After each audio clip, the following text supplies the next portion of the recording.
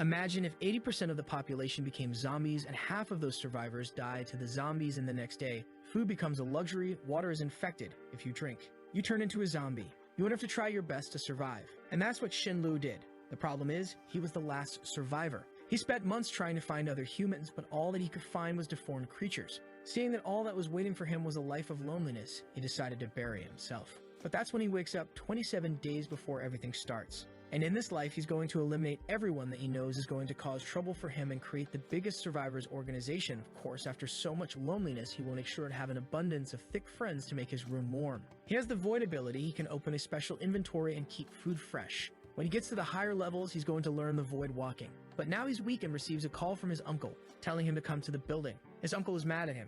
Shenlu had 3 billion worth of shares in his business, but he just sold everything for 1 billion. Of course he's going to do that because money is about to become useless. And with that money, he can buy a ton of shit of pork and put everything into his special inventory. But he knows that this uncle made his parents die in a car accident. He was named before, but not in this life. He excuses himself, saying he received a call. Someone found the dog that he wants. Even animals can awaken powers, and this dog will become the Thunder King. He knows that the dog has a missing part on his ear. He arrives in the dog meat restaurant and sees Thunder King in a cage. After some altercations with the dog's seller, he gets it. He needs to have a good relationship with this dog before he awakens. Going home, he sees Sudaju, someone that helped him before he learned the void traveling, but died protecting him. Because of that, he will make sure that this guy enjoys his lifetime. Our boy asks Daju, "Do you want to follow me and have some fun after you work?" But Daju tells him that he don't do those types of practices with males. Our boy understands. He doesn't know him yet, but that's fine. When the apocalypse starts, he will help him anyways. While he is bathing Thunder King, he thinks about building a base. He will get every resource that he needs and let only strong people with him. However, he needs a lot of resources to build a base. And the most crucial one is water. The majority of the water source will be polluted and only rainwater will be safe. He was eating something with his dog when someone knocks on his door. Her name is Mayu. She's a culinary teacher that he hired. He paid 500,000 just for some classes, and that's why she showed up. She thought that he was looking for a date with her, but seeing his face, she thinks that he is attractive enough to get another girl. So why is he wasting his energy on her? After some classes, she leaves. He doesn't know what happened to her in the apocalypse. While watching her leave, he remembers 2 girls, the sisters Mi-Ling and Millie. One had the flame power, and the other one had the light power. He heard that the light girl could even use revival spells. Of course, he wants both of them in his house, so he calls a spy to find them. We are 5 days before the doomsday, and he has stored a lot of food, everything that can give him an edge in negotiations. He even bought a custom set of armor and some electric batons. Cause is one of the best weapons for the zombies in the early stages. In the last day, he bought a truck, and in that night, he couldn't sleep. We are at 1 hour and 20 minutes before everything. He calls his uncle for a favor and go to pay him a visit. In this life, he will kill him this first day. While he was leaving, he saw Sudazu again and tells him to stay safe until 9 o'clock. His cousin and his uncle were planning something when he arrives. He pretends to know nothing and eats. Suddenly, they heard a loud sound in the maid's room. His cousin goes to see. Upon opening the door, he saw that the maid was already a zombie and had killed someone. He falls back and she rushes him. He was able to lock the door before the girl went out, but our MC just electrifies him, opens the door and tells him this life you ain't dying easy. It's much more interesting to see you getting devoured alive.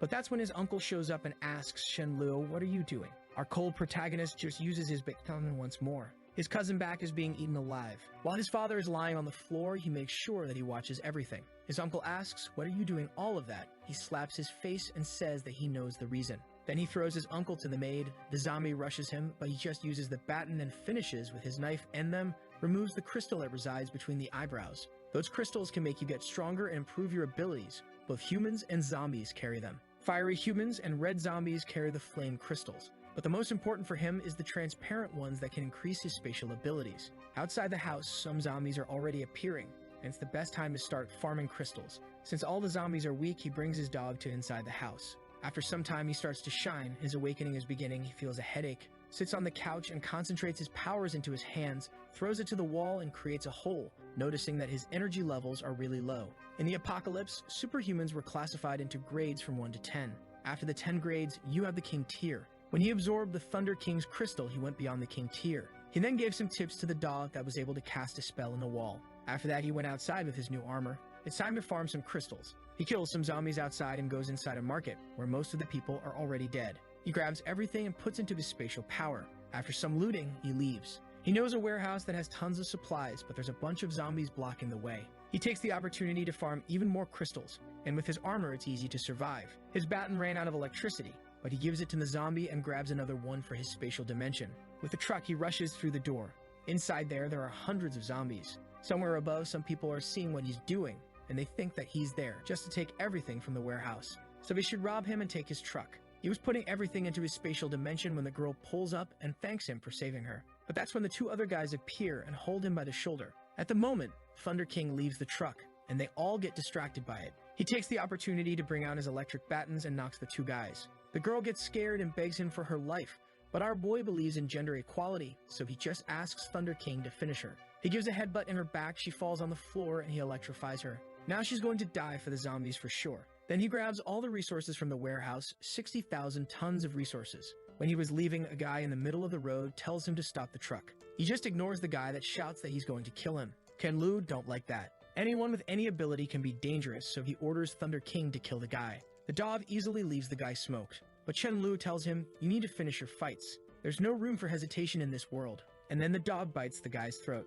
He drives back home, but in front of his house, there's a bunch of zombies. With Thunder King, he easily defeats them. And from the balcony there, Sugazu and a girl by his side saw him. The girl named Chen Jin by the side of Sudazu tell him to don't go. This guy is crazy. He's luring the zombies here and is going to kill everyone. But Sudazu will not abandon his friend. So from the balcony he calls for him, and our boy sees the girl. He doesn't seem to like her. Why did I forget about this woman? She was a burden and almost got us killed. She's a very scheming woman. In last life, she always used Sugazu as an experiment. If she needed clean water, she would let him drink first, and always try to show affection for both of us. But in this life, he will use her to show to Sudazu that some people doesn't deserve to be saved. She goes for a handshake, but Thunder King attacks her. It rips her bag and from which a lot of supplies fell. He smiles, picks up a drink and gives something to Sudazu that is getting angry. She told him that she was starving because she didn't have food. Chen Jin rushes saying, you cannot eat this, it's mine. But Chen Lu makes her fall on the floor. She gets up crying asking, why are you bullying this poor girl? You guys are not real men. But our boy doesn't care. Then he tells her that he will give her double the amount that he just ate. Seeing that situation, she knows that she can't make enemies. So she just apologizes, saying that she was scared of starving. He tells Sudazu that they are going to the market, goes to his dog and tells him to bring all of the zombies in the area to his house, grabs some garlic from his spatial dimension and says that the things are about to start. He then brings all the garlics to the rooftop. He tells them that the zombies hates garlic, but that ain't true. The garlic smell lures the zombies. He tells them that they had to go to the supermarket to find more. That's when they heard a lot of zombies. Ken Jin is scared since Chen Lu has all the garlic. She thinks I need some of the life-saving garlic juice. The zombies are about to break the door. Our boy throws the garlic on top of his head and tells Sudazu to do the same. But before he can do anything, Chen Jin grabs it and uses on herself. Sugazu in his mind was planning to give to her, but the way that she used it made it clear the type of person she was. Ken Lu says, Sudazu, you saw it, right? In the apocalypse, you need to be careful cause some people don't deserve to be human. The girl now knows that she was set up, but Chen Lu tells her that he didn't make her use that bowl and whispers into her ears. Let me tell you, zombies love the smell of garlic. So you're dead for sure. The girl panics, telling him that all that she wants is to live. But he's cold. He says yes, but you're going to abuse the kindness of everyone. And I also want to live. So is it really wrong to sacrifice you? He puts the armor with garlic into his spatial dimension. You don't care about her cause, she's gonna die anyways. And Sudazu is a loyal friend. At the moment, she tries to seduce him, telling him that he can do whatever slimy, slicky, squishy things he wants with her. But he answers saying that all he wants is her to die. That's when the zombies came running and grabbed her. Half hour later, they have killed all the zombies. But now the house is a mess and would be nice if he could have a maid. The culinary teacher doesn't look bad, is good at cooking, and also works hard. Maybe she's still alive. That's when he pulls out some food out of his spatial powers, and asks to Sudazu if he has felt anything strange with his body. That answers that he's feeling way stronger than used to. And then Chen Lu explains him about the powers, while his dog is wiping the floor. He goes to his bed while he thinks that he has already 42 core crystals. He makes a sword out of thin air, but unfortunately he can only keep this on for 7 seconds. But that was a skill that he learned way later, though in this life he will get even the void passage much earlier. In the morning he gives some armor to Sudazu and it's time to go to the green storage. On the way there they kill some zombies and then enter a dark room. At first glance they saw a skeleton. Ken Lu knows that zombies don't eat humans to the bone. It can only be rats or ants, of course mutated ones. After walking for some time, Chen Lu shouts to everyone run.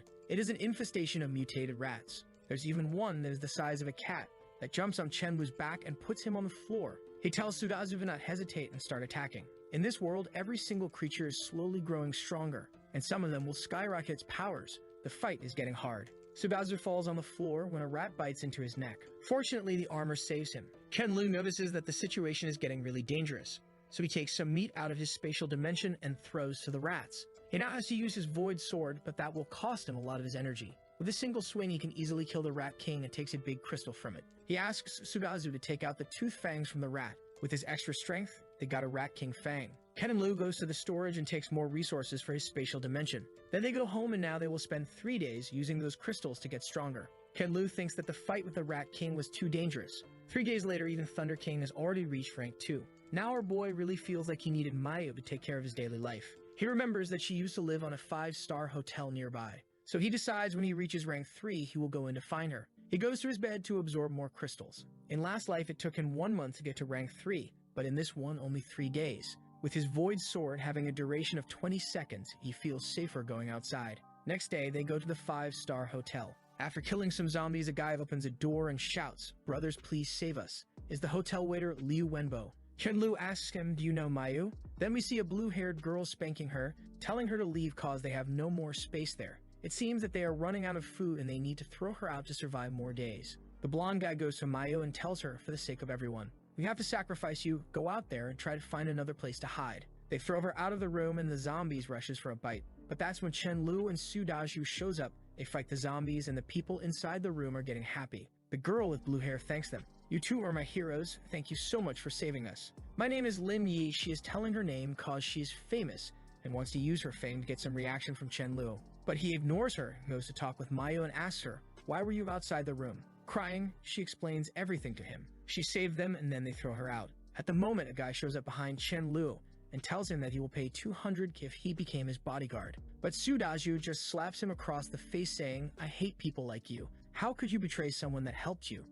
Ken-Lu answers that he will tie it up everyone, and if they survive, lucky. If not, that's their fate. The actress falls on the floor. "Please save me. Don't do that to me." She is willing to empty his family bag every day, but Chen-Lu tells her to get off since she is too dirty. While he was tying her with a rope, she was begging, "I haven't taken a shower for a few days. It's unavoidable that I'm dirty. You can help me to wash every inch of my body." But he stuffs her mouth with a piece of cloth. When they were leaving, the guy from the hotel was begging for some help. Ken-Lu gives him a metal tube and tells him that if he kills 10 zombies, he can come. But the guy hesitates, so that's his answer. But because the guy helped him to find the girl, he tells him, "I will give you 3 minutes to shop freely, then I will escort you back as a thank you." And the guy goes shopping. That's when Chen-Lu tells to Mayu, "I have a problem with cooking and logistics, so I think that's a good job for you. I'd rather kill zombies and I can guarantee your safety. So what's your response? Are you willing to go back with me?" She says that she's willing, so he welcomes her to the team. After sending the guy home, they can go back and celebrate. Back at home, he asks her about her abilities. Did she feel anything? She says that on the 3rd day she got a headache, but she was starving so much that she didn't pay attention. He tells her to feel the energy flowing through her body and try to manifest that energy. After focusing for some time, fire appears in her palms. Ken-Lu thinks that's a great ability. 1.5 hours later, the food is ready. They ate everything that they could. And Chen-Lu tells her to take a shower, just don't let any water get in her mouth. A few days later, after absorbing some crystals, he's closer to the rank 4 and is thinking about the 2 sisters. Maybe it's too early to help them, but it's a revival spell. People like that should only belong to him. He and Sudaju are going out to gather more crystals and he tells to Mayu, "Never open the doors, even if someone is dying in front of you, don't open. Close everything, don't look outside, and don't go out." He gives her 2 batons and she tells him to not worry. After killing some zombies, they have already collected 500 crystals. He tells Sudaju to go back to the truck and he will go with Thunder King to search for something. He finds the girls home and tells to Thunder King, "Go and see if there's anyone living in the Unity 201. But Thunder King felt something and rushes into a bush. He's chasing a cat. While Thunder King was biting the cat, Chen-Lu heard, "Quickly, tell this stupid dog to let me go." The cat can send his voice to other people's minds. Now he wants the cat as a pet and tells the Thunder King to leave it. When he goes to talk with the cat smells dried fish on him and asks, "Do you have it? Do you have dried fish?" He thinks that's strange. How can he smell my special inventory? But I don't mind giving him some dried fish. After you eat my things, you're my cat. Suddenly someone shouts, "Let go of my rice." It's Mi Lai in the balcony, the girl that he's been searching for. Now he knows that this cat is her pet. He finds it strange. He never heard about it in the last life. But the girl comes to him and shouts, "Give me back my rice." And then she picks the cat from him. She looks to the cat, "Sorry, my rice." Our boy knows that she has a sister, but it's not here. She will never let this girl alone. The girl says goodbye, but the cat wants to stay with our boy. "Let go of me. He has dried fish." The cat jumps out of her hands and talks with our boy. "Please give me some dried fish. I haven't eaten one for a week." Ken-Lu tells them that if they go to the supermarket with him, they can find some dried fish. My Lai doesn't want to go, but her cat got angry. After some reluctance, she accepts it. She goes back to the apartment and comes with her weapons. But it's just a dull roller, so our boy is laughing. Then he introduces her to Sudaju and to his dog, surprising her, a dog that can use lighting. It seems that not only my Rice has special abilities. He talks about his ability and asks about hers. She tells him that Rice can talk with people and her abilities are like a healer in video game. But there's no time because zombies are coming. Miley gives them some buffs, and Chen-Lu finds impressive. She's only level 1, yet this increases 1/3 of his strength. They are fighting when one of the zombies rushes towards Li. She says that she needs to fight some zombies. This is a good chance for her to learn how. After the fight, Chen-Lu is impressed. She looks weak, but her mind is strong. Maybe she will survive until the end. Then they give her a better weapon. She buffs herself and explodes a zombie head. But she can't control herself and kept hitting it. Our boy tells her that it's died already. After that, she vomits it, and our boy gives her some water. Sometime later, they are inside a mall on the 2nd floor. He gives her a bag and tells her to fill it up. But when she was grabbing some items, something appeared behind her. When she looked back, she saw Nikocado Avocado. She shouts for help, but the fatty is unstoppable. She throws her bag and tries to run, but then collides with our boy. He knows that Nikocado is a dangerous zombie. He is strong, can use charge, and even self-destruct. And it's at least a rank 3 zombie. But he's not scared. Thunder King hits him from the back. He pulls out his void sword and cuts the YouTuber. Millie hugs him thinking he killed such a scary monster with a single strike. He's handsome and cool, now Chen-Lu is a shining hero for her. He takes the opportunity to deepen a relationship, telling her to come with him to his house. But she says that she has to go to her home and wait for her sister. If her sister gets home and she's not there, she's gonna get really worried. But her cat is spamming her mind, don't reject it. Just leave a note at home. Go with him and go to his house, he has dried fish. She gets closer and asks Chen-Lu, your house isn't far away, is it? He replies, of course not, baby, come with me. At his home, she's impressed with the meal that is prepared. After eating, she tells him that she's going back home, but not on his watch. Right now, it's already dark. I think it's too dangerous for you to go home. Why you don't stay here? Even better, why me and Daju don't go with you for your place? We can wait for your sister there. She accepts, and next day, everyone arrives there, even Mayu is with him. They are going to stay in different but close houses. But she asks to our boy, why don't we all live together? For me, it's fine if you don't feel uncomfortable. Of course, he's already inside the house. He keeps giving her food and she's getting way too close and is already jumping on our boy. But he's thinking, such a pity. I just met her today and I cannot rush too much. Otherwise, my true colors will be revealed. After that, they divide the rooms and Chen-Lu is going to stay in her sister's room. But he's thinking, where are we going to stay when she comes back? Never mind, let's just stay first. Then he teaches her how to use crystals. Next day, we see Myling help some of her classmates to survive in Jesus. She's quite fire, but she's angry at her teammates. They are holding her back. She has to do everything to save them, and her fire ability uses too much energy. After some time, she arrives home. Sisters are finally reunited. But Chen-Lu wants to know who are those two guys. And those guys are thinking, nice, 2 sisters. That's perfect, bro. That's when Myling asks her sister, who is this guy? She explains that our boy took care of her. And her sister seems to believe that those guys behind are plotting something. The guy even grabs his pants saying, let's take her down first. They try to give her some food. She tells them that she's not hungry so they can keep it. Then everyone goes up to eat something. And Myling wants to find a way to get rid of those 2 guys. Chen-Lu enters first and tells to Mayu to prepare some rice. She finds it strange. She thought that they were going to eat barbecue. When they got up there, they see Thunder King and they ask to our boy, why you have a dog? Food is rare, how are you keeping this guy? Our boy tells them that he is giving rice to the dog. Both of the guys got angry. What? You're wasting food with a dog? In this world, then says to Myling that they should get rid of that guy. But Myling tells to them shut up and says, you don't think that I know why you guys followed me? How much you guys have done? They reply saying, just you wait. You guys are going to regret it. But our boy just pets Thunder King. Head Ant tells him kill him. And the dog goes all happy. Myling finds it strange. Why the dog is following them? He is seeking for death. Then we see a conversation that he had before with Millie. After putting some pressure on her, he asks her, between me and your sister, who is the best leader to create a better life? Millie answers, saying that's of course him. And he tells her, so you'll have to talk to your sister first. Millie told him that she was sure that her sister would obey him. But he tells her, I will not share my supplies with her until I'm 100% sure that she's going to obey me. This is for her own good. Poor girl believes 100%. When her sister goes to the kitchen and sees Mayu cooking, she thinks that she's wasting way too much food. But Mayu tells her that she's just following Chen-Lu. Angry, Myling goes to talk with him. Chen-Lu, why Mayu is cooking so much food? We're not going to have anything to eat tomorrow. Chen-Lu tells her it's a celebration now that you are reunited with your sister. Myling tells him that it's too much. He should save something. He tells her it's mine, so don't worry about it. When she looks to the table, she sees 4 bottles of water. She thinks, why only 4? Okay, I don't think I'll have something to drink. I will just eat some vegetables and then I'll drink some soup. But when she sits in the table, Chen-Lu asks her, what are you doing here? She replies, doing the same as you. But suddenly her sister says, I'm sorry. Chen Lu is a kind person, but it's for your better. Be patient with him, please. Ken Lu tells her, we're about to eat. I don't think you should be here. Of course, if you just want to watch, you can sit here. She asks, what is the meaning of this? There's nothing for me. Didn't you say that it was to celebrate the reunion with my sister? He tells her, I didn't promise to take you with us. Only my people can eat something that I risked my life to take. He looks to Millie, are you my people, Millie? She says, yeah.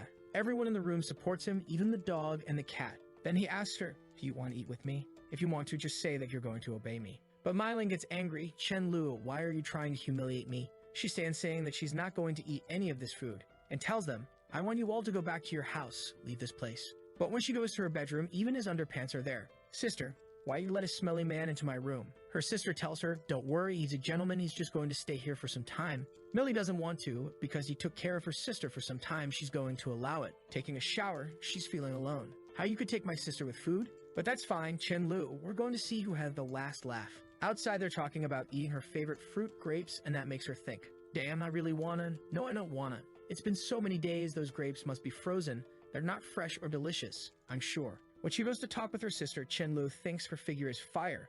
She can awaken something in any guy. When she's leaving, he tells her, Millie, why you don't come here? Those grapes are so sweet. I'll save some of them for you. She looks back and thinks he's doing this on purpose. In her room, she grabs her sister. You teamed up with that stranger, and he's trying to make me angry? Then she tickles her, and Millie explains that Chen Lu is the better captain, and tells to her sister that it's all part of his plan. Her sister thinks that she's brainwashed, she would have no problem to follow him, but he has to use such a low-level methods. He really believes that he can get her with just some meals. If he wants her, he has to show her his strength, so she's going to fight with him. Then she gets up and goes to leave the house. She says that she's not going to use food, so she's going to search for something. Millie asks our boy to stop her sister, but he tells her that he has no reason to stop her. Millie asks if she can go with her sister to help her, and he says that of course you can go with your sister, just remember to be safe. He thinks that maybe he shouldn't use such a playful way to deal with her, but in his past life she wasn't that easy to deal with. 10 minutes later she's back with some beef noodles, and he shouts to Mayu to prepare some beef noodles also. He explains to Millie in 3 days they're going to fight. If he wins, she's going to obey him. And if he loses, she can order him as much she wants. But then she wants to know why 3 days later they can fight right now. He tells her that his powers are out of control, but the true reason is because he's about to get to the level 4. And he tells her that he thinks that she would lose to Thunder King. She says, are you crazy? You were saying that I'm going to lose to a dog. He says that he's joking, but suddenly Thunder King is growling at the door. Someone outside is asking, Millie, are you at home? Please, I saw you coming back. Give me something to eat. I haven't eaten for 2 days. Millie goes to the door and tells to the lady, I don't have anything to eat either, go away. Look to her sister and tells her, Millie, remember, no matter how much we give to her, she will finish everything in 1 day. The world now is like that. The fittest will survive. Ken Lu says that this is exactly the new order of this planet. She tells him to cut the crap. In 3 days, he's going to learn his lesson. And the cat warns Chen Lu that the person in the door is malicious. Outside the door, the old lady is saying, I had no idea that this kid could be so vicious. Some guys behind her ask, what happened? It's Millie not at home. She answers, she's at home, she just talked to me. The old lady is inciting all the guys to get in the house. Millie and Millie are such cute sisters, I'm sure you guys are going to enjoy her plumpy bodies. The guys agree saying it's worth dying to have some fun with them. A figure like that shouldn't be wasted. They grab some weapons, let's go, it's time to open this. In the other room, Sudazu sees everything and tells everyone that some people with weapons are coming to here. Chen Lu tells to Sudazu to go down and kill everyone, just don't do it in the corridor, or they will have to clean it up. Then he receives a buff from Millie while she looks at Chen Lu thinking that he's handsome, but she wants to know how strong he is. Sudazu is down there and Thunder King goes to help him. He easily defeats those guys since their attacks have no effect on him. After the guys are dead, he tells to Millie, go there and take their crystals. You have to remove from their foreheads. She's insecure and doesn't want to do, but he explains. Even though you are a support, it's something that you must experience yourself. Her sister agrees with him, it's better for you to get familiar with it. The earlier, the better. Then together they go down there. She's sobbing, but she does the job, but of course she vomits again. Back home the beef noodle is ready, and Millie is impressed. How can they have so much? There's more beef than noodles in that soap than probably in the whole city. Millie cannot hold herself, pancakes smell, oh I'm jealous, but I know the size of my fridge, they are probably about to run out of food. At night the same thing again, a banquet for everyone. She keeps asking herself how many dishes they are going to prepare. She runs to the fridge, opens the door, and it's full. She goes to Chen Lu shouting and saying the fridge is full again. When did you go out? Emat couldn't find fresh food. That's when Millie explains to her, Chen Lu is a void ability user. He can stock food for as many years as he wants. Millie asks, why didn't you say earlier? Her sister says that she forgot. Then she looks at Chen Lu and says, just don't forget our agreement. We are going to fight and you will listen to me. Yes, after I defeat him, I will make him kneel down and call me sister and give me all the food that he have. Our boy really wants to reach rank 4, he will receive the void walking ability. Then he used the Red King crystal. It's hard to absorb so much power, but now finally, he was able to break through rank 4. And then he used the void walking, going from inside the room to outside where Thunder King was guarding and got jump scared. And now it's time to the fight. Millie asks him once again, if I win, you will listen to me, right? He says, of course, you seem very confident. Why don't we add more bets? With a distance of 20 meters, we're going to lose in 3 seconds. She shouts at him, Chen-Lu, I know that you are strong, but 3 seconds of you looking down on me? He tells her that he's not looking down, he's just very confident. She thinks of a plan. Once the fight starts, I will just move back, and then asks him, what's the new prize? He tells her, you are going to lift your butt high so I can kick it. She accepts and asks, can I do the same? He tells her that she can have any request and he will fulfill it. He knows that he's not going to lose. They are outside and the fight is about to begin. She's confident. 3 seconds. There's no way he's going to defeat me. But then he vanishes right in front of her, leaving her confused.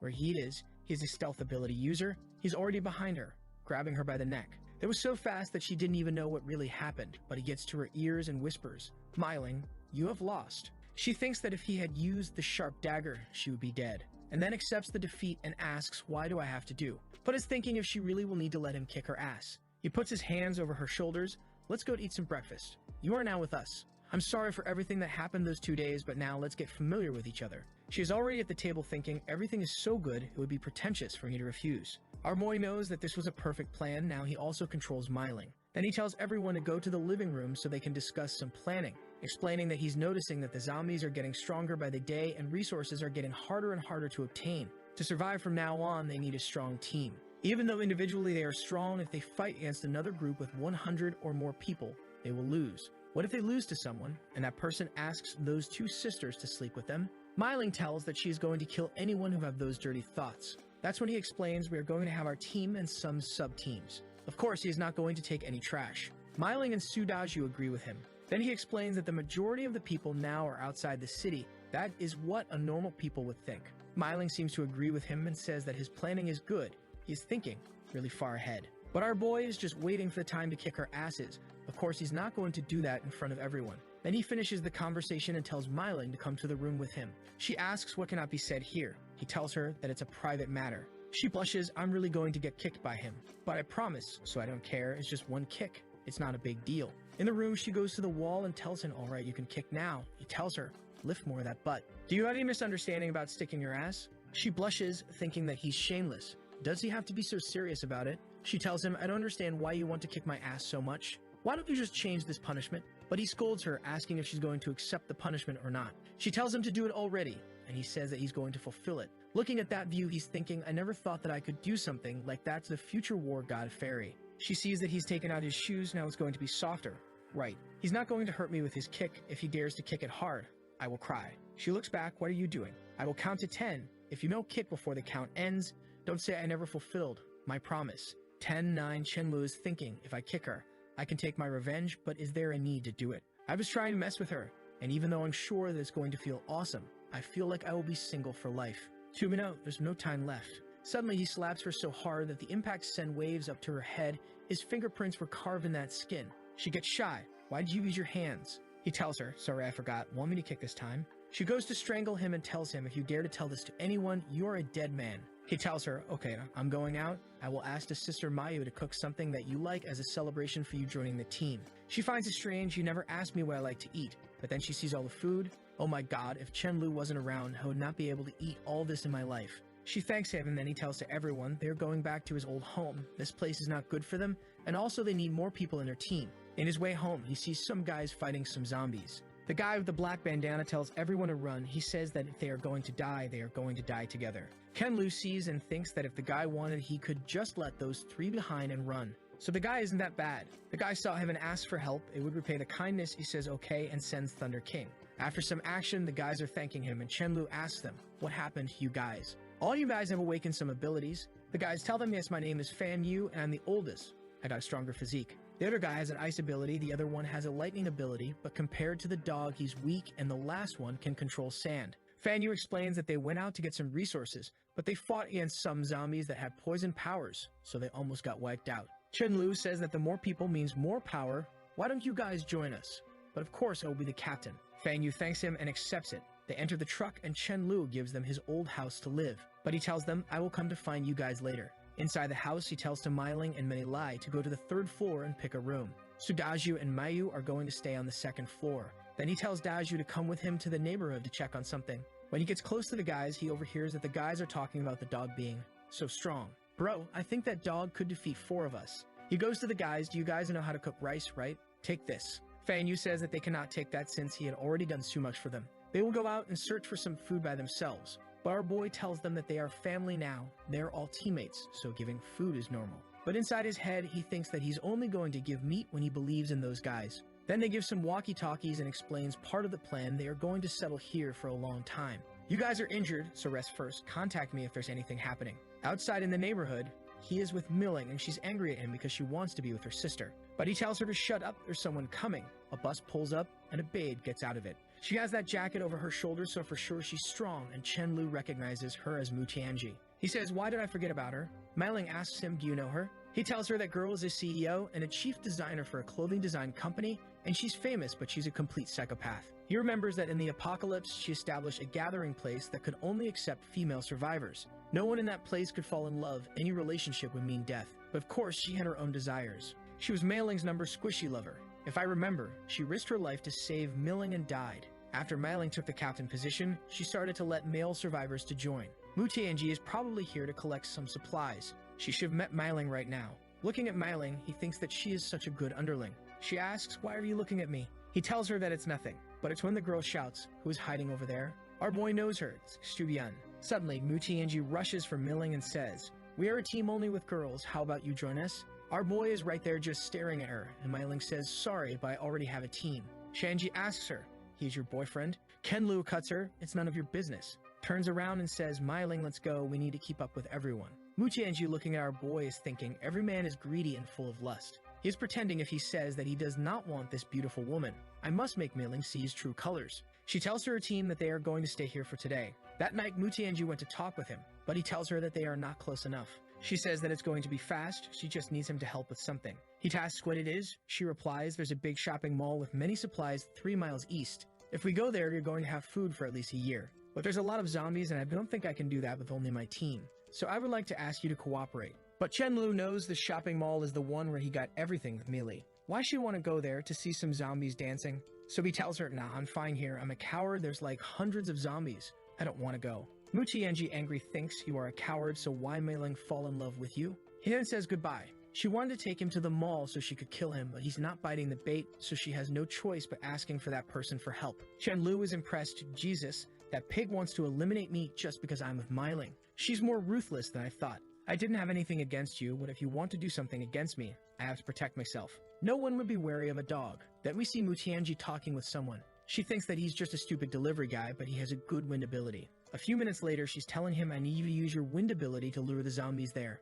I'm doing this to punish that trash, do you understand? The guy is a simp, so he says, of course I understand, my queen. It's an honor to help you. But after this, he wants something. She says that she would let him join them, and now he's all happy. Thank you so much, Mu Tianji. I will do my best to help you. The guy seems to know Su Daju, and he was trying to find him, but he couldn't. He runs through the city, luring all the zombies, and goes to the mansion. But outside, Chen Lu, Su Daju, and the dog were waiting for him. He stops in front of Shu Daju and asks why he's there, thinking that he cannot put his friend's life at risk just because of a team of girls. He tells Zhu, please wait for me here. I will lure the zombies away. Ken Lu remembers about the guy. He was also a friend, and all the time he would lure the zombies so they could find resources. It was a good strategy for a short amount of time, but he died in a miserable way. After some time, he comes back and tells him that he's sorry for bringing those zombies. Dazhu tells that it's fine. He knows that he wouldn't bring the zombies just to kill him. And Chen Lu asks, Mu Tianji asked you to bring those zombies, right? Fang tells him, how did you know? Thinking, don't tell me that this is the trash guy that she wants to kill. Ken Lu asks him once more. Mu Tianji told you to lure the zombies here, but do you know anything else? Brother Fang tells him that she didn't. She just told him to punish some scumbag. At the moment, all of them heard a loud noise, and Chen Lu recognizes the sound. It's a rank 5 zombie. From behind all those zombies, we see a bus coming. Mu Tianji sees the front of the house and knows that those are the zombies that Brother Fang brought. All she want to do is save Mailing so she can bring her to her team. Then they keep charging with the bus. One of the zombies already controls fire ability and throws a fireball into the bus. All the girls are running. The bus has a gas tank, so they need to be careful. Mu Tianji didn't know about the zombies that have abilities. She tells everyone to not panic and attack the monster together. Then she uses her ability, sending 3 daggers to the zombie, but it's easily blocked. Seeing that the zombie is rushing towards her, she grabs one of the girls and uses her as shield. From the side, Chen Lu sees everything and thinks, the zombie is really strong, I need that crystal. All the girls are now scared of Mu Tianji, thinking to themselves, why Mu was using some people to save her? That's when she saw Chen Lu. Nice, I'm going to use this coward to block some zombies. But Chen Lu tells her, is it really nice to use your own sisters to block those attacks? He slaps her across the face. I never had thought that you were someone like this. Mu Tianji is scared. Why is he so strong? She falls on the floor and a zombie pierces through her. That's when Chen Yuan appears. She says that she's going to buy time for everyone, and Chen Lu sees that she's courageous. He smiles, brings out his void sword, and says that courage is rare. I'm not gonna let her die here. The zombie tries to hit him with the fireball, but he just uses his void walking, appears behind it, and cut its head off. Everyone is impressed. Wait, it's already killed. How that guy is so strong. He grabs the crystal and tells Chen Yun to stop crying. From now on, he will help her, but now she needs to comfort her sisters. She thanks him, and then he asks her, what do you guys plan on doing after this? The girls doesn't seem to have any plan. After some time, he called Chen Yuan to a private conversation, and he tells her, if you guys join us, I guarantee that you won't have to worry about starving to death for a short term. Chen Yuan asks if she can talk with her sisters first. After some time, damn my brother, that's how you survive in the apocalypse. My boy went from 3 to 100. He thanks Mu Tianji, I will be taking your team. Yuan says those are the 20 people that wants to join your team. He tells, no problem, but you guys must follow my rules. Number 1, you must obey orders at all time. If you guys join me and don't listen to the orders, don't blame me for being ruthless. Number 2, don't tell me that you are afraid. When fighting, there's no distinguish between man and woman. Everyone here will fight. Number 3, if you need a partner, try to find one within our team. That's the big wingman. My bro doing one for the boys even in the apocalypse. The girls have some doubts why we can only have relationships within the team. He explains that it's to prevent that those people to get abducted by others' teams and to decrease the chances of someone finding their secrets. Chen Yuan says that she's fine with those rules, and the other girls also agree. Then he opens his arms and welcomes everyone. Chen Yuan will be responsible for contacting me about any problem with you girls. Come in and I have a surprise for all of you. When the girls saw the food, they were all happy and crying. And when the guys saw the girls, they were all happy and smiling. Then Chen Lu gets a list with the powers of all those girls. And one of the girls has the light attribute. Her name is Wang Lin, and it's a girl that his brother Feng likes. Then he tells the 2 guys they are going tomorrow to hunt. So those 2 are responsible for guarding the base. Early the next day, they go for a hunt. They have some strategies and some planning in place. But some of the girls are not used to fighting, so they miss their spells. They run when they should attack. Chen Lu knows that if it wasn't for his people, those girls would already be dead. They need much more training. After some hunting, they are inside a shopping mall. All the girls are exhausted, and he tells to all of them to go pick some clothing and anything that they need. Without anyone seeing, Chen Lu grabs some black stockings. But Myling saw everything. Don't tell me that he has a weird fetish. Does he like to wear that? No, he's not that type of guy, so for who he's going to give it, wait to my sister. That color doesn't suit her. After some time, they were all thirsty, and our boy gave 2 bottles of water for everyone. When seeing that situation, Millie thinks that it's wonderful to have Chen Lu around. Ever since she started to follow him, she never got hungry or thirsty. She even got protection from him. She has been hiding something in her heart for too long. Today at night, doesn't matter what happens, she's going to say it. The night falls and our boy is playing some games. When Maylin asks if she can come in, of course he tells her, sure baby, come in, but is thinking, it's so late, why is she knocking on my door? Maybe she wants to give me the opportunity to do some slimy slicky things. Sitting by his side, she tells him, brother Chen, today after seeing sister Xu and the others, I realize how lucky I have been to be by your side. I have something to say which I have been holding into my heart for a long time. Our boy is anxious for what she's about to tell him. And then she asks him, can I be your girlfriend? Jesus, our boy doesn't waste time. He puts her on the bed. Of course, Maylin, do you know how long I have been waiting for this moment my boy is going in? And she says that happiness came so quickly. She tells him that she's not ready, but he tells her that this world is way too harsh. No one knows how long they can live. Today might be the last day of us on this earth. There might be not tomorrow. When you were ready, your brother here would be dead. Wouldn't that be a pity while he kisses her forehead? She thinks that this seems to be the case. And then she grabs his neck. But that's when they notice. Rice is in the room. Boom. Get out of here, brother. Poor cat thinks that Chen Lu weren't like this in the past. Myling appears and thinks, isn't that Chen Lu's cat? Why is he not in the room with him? Rice tells her. Chen Lu is inside the room having a cozy warm time with Millie. Mylin asks the cat what type of warm time. She then stops right in front of the door and thinks, if Millie wants it, why should I stop it? She's my cute sister, but that would happen sooner or later. Then we see Chen Lu talking with Mei Yu. He tells her to prepare some good meals, 20 kilograms of pig meat. It's already morning and Mei Li asks him, "Where is Mei Li? She used to wake up so early." Mei passes by and says that she's not here because of someone. Look at his face. Mei Yu seems to understand and says that she's going to fry some eggs. While she's thinking, I wonder how Chen Luo will handle her. Our boy gives some dried fish to Rice and tells him, "Unfortunately, you cannot be in my room anymore or I wouldn't be able to have some birthday claps with Mei Li." In the morning, they have a nice breakfast. Everyone is happy. Outside the mansion, a couple smells the pork. "Brother, this smell is so nice, I want to go there." But the guy tells her, "Hui hui, our main task is to solve the water problem, so come with me. Right now, we need to leave a like in this video to help Mamoru make more juicy content for his viewers. Part 2 will come soon, so activate the cheeky little bell, and I'm out." Welcome to another one, my squishy cute brothers. The big table was placed outside the house. The guy with his sister gets closer and she asks to Chen Lu, "Do you guys have some clean water? I can exchange for some food." Chen Lu tells her of course we can exchange. Then Xu Yun brings in 2 bottles and takes some supplies. They were about to leave when they ask, "Brother, are all of you in the same team? Do you guys accept more people?" Chen Lu gets close and asks, "Why? Do you want to join us?"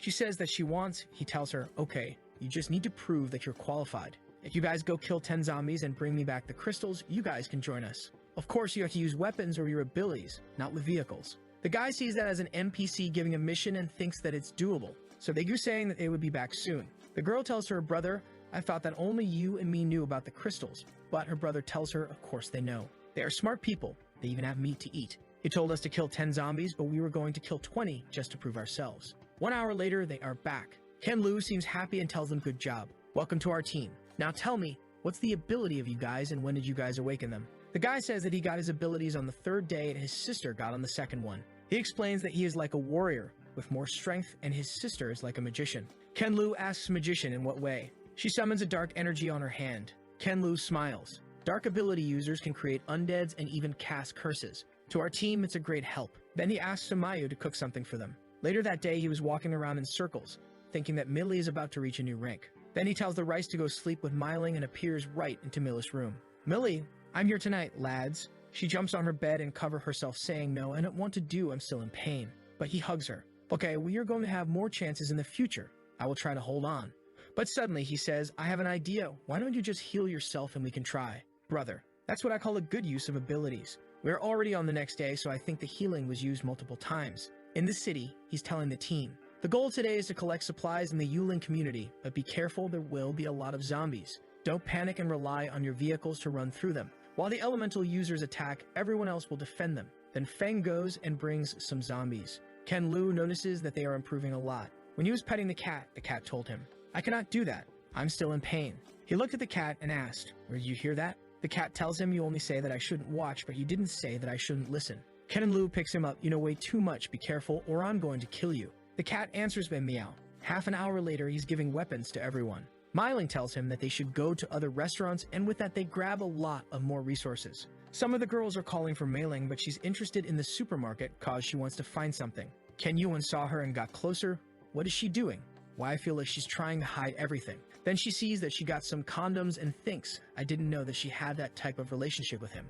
Mylan notices her and says, "Don't misunderstand, I'm just." Hyun once stops her and says, "Ugh, that's fine, you don't need my help, but let's go." Myling's angry. If weren't in for Mealy, she would kill that damn Chen Lu. Walking through the community, our boy sees some people in the windows, but there's too many survivors for this place. An old lady from a balcony asks him, "I know you are a kind boy. Auntie hasn't eaten watermelon for many days. It's so hot here. Could you give me some?" Everyone is begging him, "Please, handsome guy, give me some water.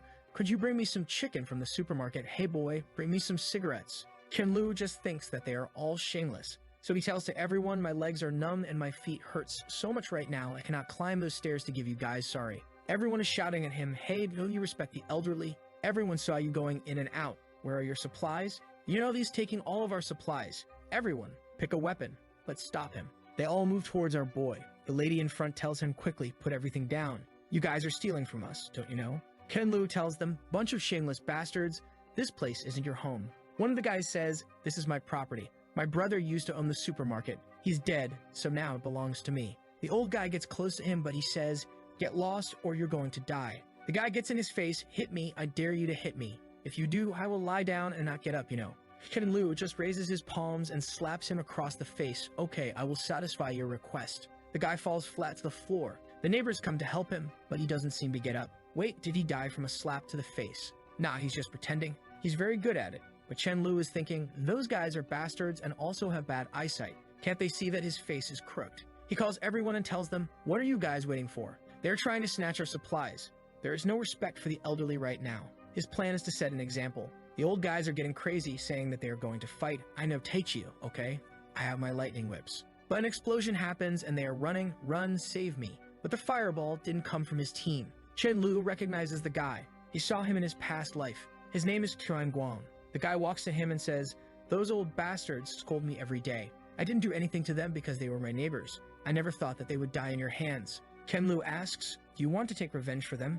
Guang replies, brother, don't misunderstand. We came this time to make friends and ask you for a favor. I'm Qian Guang. Smiling, our MC says, I'm Ken Lu. How do you want us to help you? Guang explains, you know there are 1,000 houses in our community, rich in resources, but a large number isn't collected yet, but it's getting harder to get them. In the past 2 days, a husky turned into a zombie dog. It can run fast with lightning and also has some wisdom. When someone is alone, he attacks, and when we are in a group, he hides. It's been difficult to deal with him. He even killed one of my companions. Ken Lu says that he understood and asks what is the reward for which Gong offers 300 caddies of rice and 5 barrels of water. Chen Lu tells Chen Guang that he doesn't feel any hostile intentions from them. So he agrees, okay, I will help you guys. Then he tells the people to keep carrying the supplies and asks Thunder King to come with him. Suddenly Chen Guang says, damn brother, you are living such a prosperous life. You even have 2 pets, and they also has a bunch of cars and food. That's the pinnacle of life. Millie comes to him and asks, brother Qian, do you need me to go with you? He tells her to just wait for him. Now the guys are even more impressed. Jesus, I am still single. He has a dog, a cat, a wife, and even meals. Then Shin Guang explains, a zombie dog usually stays in the garden. Our people cannot stop him at all. Do you have any way to deal with him? Chen Lu smiles, of course I'm going to use a dog to deal with a dog. Chen Guang says, why do you want your dog to die? Don't send him or you have some sort of grudge. Ken Lu tells him not to worry, he will be fine. After going upstairs through a hole in a wall, they smell blood. When they open the door, the dog barks and uses a lightning technique on Thunder King, but he easily dodges. We have some Pokemon action, Pikachu against Raichu. Thunder King goes for a lightning tail, right in the dog's face and sends him flying through the wall. Chen Lu then looks at Chen Guang and says, alright, end of the cooperation. Hand over the resources that you promised. Chen Guang thinks that this was way too fast, while Thunder King is all smug. Outside, Chen Guang is telling him, Chen Lu, numbers mean strength. Would you like to consider joining us? Our protagonist is somewhat puzzled. The guy tells him, I'm not boasting bro, but in my team, each person has killed 10 or more zombies before. Everyone here works hard and is reliable. We have an abundance of supplies. We don't have to worry about food and drinks for half a month. Our boy thinks, damn, now I want to take over. Because Chen Lu is ruthless, he tells the guy. I don't think you guys are fit for me. I can easily kill all of you. Qian Guang tells him, that's why I want to join forces with you. The weak can only depend on the strong. We need your help. Chen Lu asks, okay, we can join forces, but are you going to listen to me? That's when one of his members comes running. Qian Guang, something bad happened. Brother Zheng was injured by a zombie. It's very serious. Qian Guang asks to take him to the guy, and Chen Lu asks Millie to come with him. When they arrive, Qian asks, Brother Chen Lu, is there any way to save my brother? He smiles. Millie says, okay, leave it to me. Then she uses her healing abilities on the guy. They're all happy. Oh, thank you so much, Millie. Chen Lu says to Qian Guang, go back and think about my proposal. Millie, let's go. Qian Guang is impressed, such a strong healing ability. He turns to his guys and says, brothers, I asked Chen Lu about joining forces. He said it's fine, but we all would have to listen to him. The guys are all thinking the same thing. He's more capable than them, he has a healer with him. So they are not scared about dying, and the most important part, he has many girls. Yu lets everyone join Chen Lu's side. They go to our boy. Okay, Brother Zheng, we are all willing to listen to you. Chen Lu explains to them the true rules. They have to fight the zombies and they have to obey him. If they break any of those rules, they shouldn't blame him for what happens. Chen Lu says, okay, now that we've joined forces, everyone shall stay together. It's fine for you guys to move to my place tonight. I think our boy is letting away too many people in his mansion, but he buried himself in his last life because of loneliness, so I give him a pass. Around the mansion, we see some guys getting bullied, and the 2 guys that are guarding the mansion are watching all of that. Unfortunately, the numbers are too low right now, so they cannot act. But the house that the guys are going to is from someone in their group. They were planning how they would deal with those guys when they saw our boy coming back. That's when Chen Lu sees a group of people entering his villa. Why are there so many people at my mansion entrance? When they got off the bus, the guys were thinking, damn, why does he have so many girls? He sees the guy and remembers. He was the simp of the girl that he killed. The guy with the mohawk says, yo, what's inside here? Is it supplies? You should share half of it with us. But suddenly gets slapped across the face. Shut your mouth. They put their lives at risk to obtain those supplies. Why should they share with us? But looking at the sisters, he's thinking, I kind of agree with you, brother. He tells the Luchen people, sorry, everyone. We didn't know that this mansion belonged to you guys we're going. Ketlu knows. This guy is a poison ability user, a disgusting venom that could make you sick for several days. Rice tells him those people are filled with hostile intentions. He says that he knows. The Mohawk guy says, brother, are we really going back empty-handed? This isn't like you. The guy hits his head. Are you dumb? There's no reason to attack head-on. We should just wait for the right opportunity to sneak on them. The guy gets happy. Brother, you're so smart. But Chen Lu just says, kill him. Those guys really think that I'm dumb? I'm not letting you guys get the first attack. Since you came here with bad intentions, then don't think about leaving. Later that day, he's in his bed resting. Okay, tomorrow I know that some zombies are going to evolve into rank 1. I need to tell Shin Wen to bring back all the supplies before they evolve. That's when someone knocks on his door and he thinks, on this floor it's only me, Mei Ling, and Millie. Of course Mei Ling wouldn't come here. But when he opens the door, it's Mei Ling and he asks, why are you here? She gives him something, take this. He looks and sees condoms. Blushing, she asks, why are you so shocked? I'm doing this for my sister. Do you think that I'm doing those things for you? Millie is too young. You guys should wait for 2 more years. But if you want to be a father, then just forget it. And then she runs. He looks at her. Okay, your intentions are good, little sister. I cannot waste such a gift. Millie, brother is coming. The next day in the morning, he tells everyone about the zombies evolving. Because he doesn't want his team to die, he explains some things about them. When a zombie reaches rank 1, it gains some abilities similar to them. But the problem is that they acquire some amount of wisdom. To deal with these zombies, it's better to go in a group of 4, with 2 mages and 2 close-range fighters. Then he teaches them how to dodge some spells. He asks the girls to throw some spells at him, and he easily avoids everything. Everyone thinks he is amazing, but he explains that it's all about looking at the gestures. If you can see how the person is moving their arm, you can predict where the spell is going. They don't seem to believe, and she says, let's try it again. He keeps dodging everything, but then gets hit in the face, and she tells him, I knew where you were going to dodge, so I threw one there. Chen Lu thinks it's amazing, as expected of the flaming fairy. Her way of fighting is perfect. After some motivation, they go back to the city to grab more resources. Chen Lu remembers that when the zombies started to evolve, the ability users began to kill each other. On the way, Millie sees someone she knows and gets startled. Chen Lu asks if it's a close friend of hers. She says she has a good relationship with her and she is her best friend. Can we please help her? Chen Lu tells her, if it was a stranger, we wouldn't, but because it's your best friend, of course we're going to help. Go, Thunder King. Seeing him coming, the guys say, oh look, a dog. We are finally going to have some meat, but no time for dog meat because Sudaju and Millie are already behind them. After the fight, Millie calls her friend. Then she introduces her friend to Chen Lu. He's the one who sent everyone here to save you guys. She thanks him and says, my name is Zhang Jingjing, and this is my father, Dong Cheng. We have nowhere to go. Can we join your team? Chen Lu, as always, says, you can if you follow our rules. Does your father know how to drive? If yes, follow us. We are going back to the base. When they got to the villa, her friend wanted to join to a slicky warm chat at night with a couple, but Chen Lu doesn't want it. It seems that he wants to enjoy only Millie for now. So he tells her, no, without my permission, you cannot enter this villa. I will leave her for you. When her friend was eating, she says, this is really good, but where's Millie? Why didn't she come to eat together? Chen Yuan explains to her, Chen Lu is our boss here, and we are just his staff, so we eat separately. The girl thinks, why? I'm sure that they have something better to eat. We are best friends, how can you not let me join? Chen Lu tells Millie, your best friend needs to be observed, don't expose your things. And also, everyone needs to show some value if they want to stay here. Millie thanks him, but that's when he heard a message from the walkie-talkie. Brother Chen, something bad has happened. A dozen vehicles are in front of the villa. There are around 50 to 60 people. He tells the guy, okay, they should be survivors who had escaped. Go and notify all the members, gather everyone at the entrance of the area.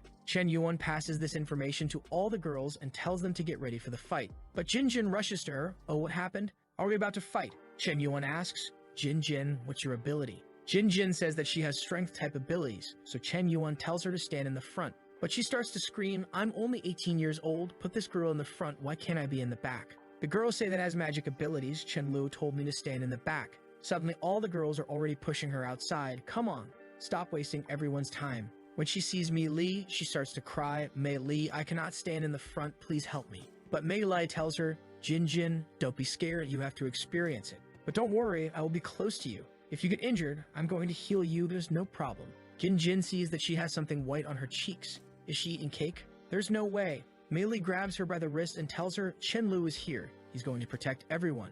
But Jin Jin thinks that her friend is sacrificing her for the Chen Lu. Chen Lu just calls her, Mei Li, come here. And Jin Jin gets angry. Okay, you are so close to him, and now you're ignoring me, even though I was your best friend.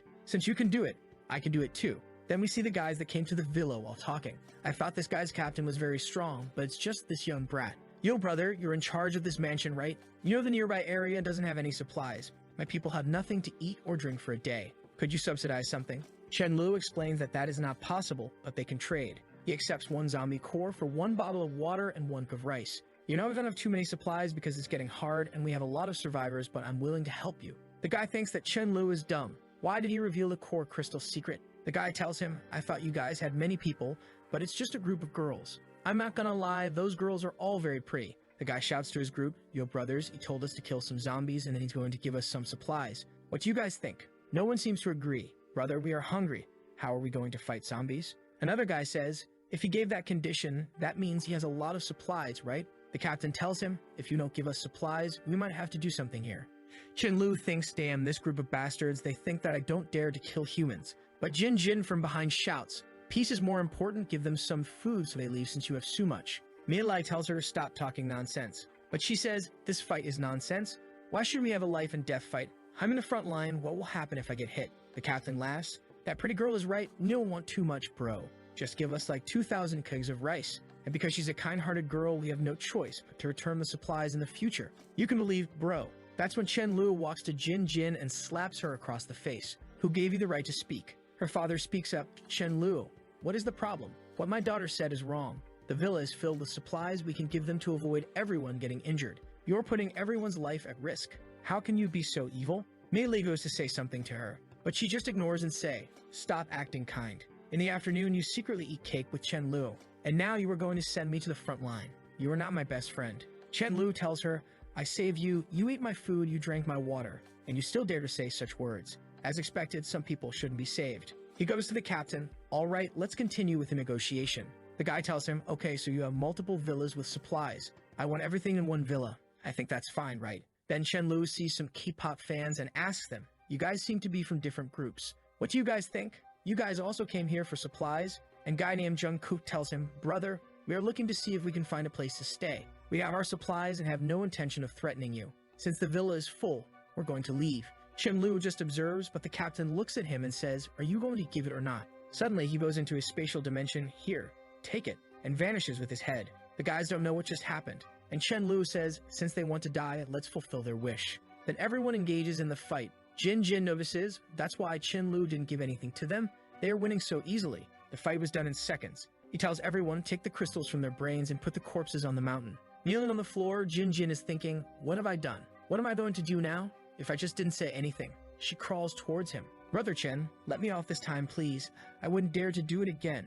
Just please don't kill me. Chen Lu tells her, what are you saying? You're Mi Li's friend, why would I kill you? But you're not my people anymore, so you can leave fast before I change my mind. Jin Jin calls for Mi Li, but she just says, sorry, goodbye, Jin Jin. Her father calls for her and she says, that's fine, Dad. If Mei Li can get a guy to carry her, I will also find someone, and in the future, they will beg for us. But before leaving, Chen Lu kicks Thunder King and asks, what are you doing?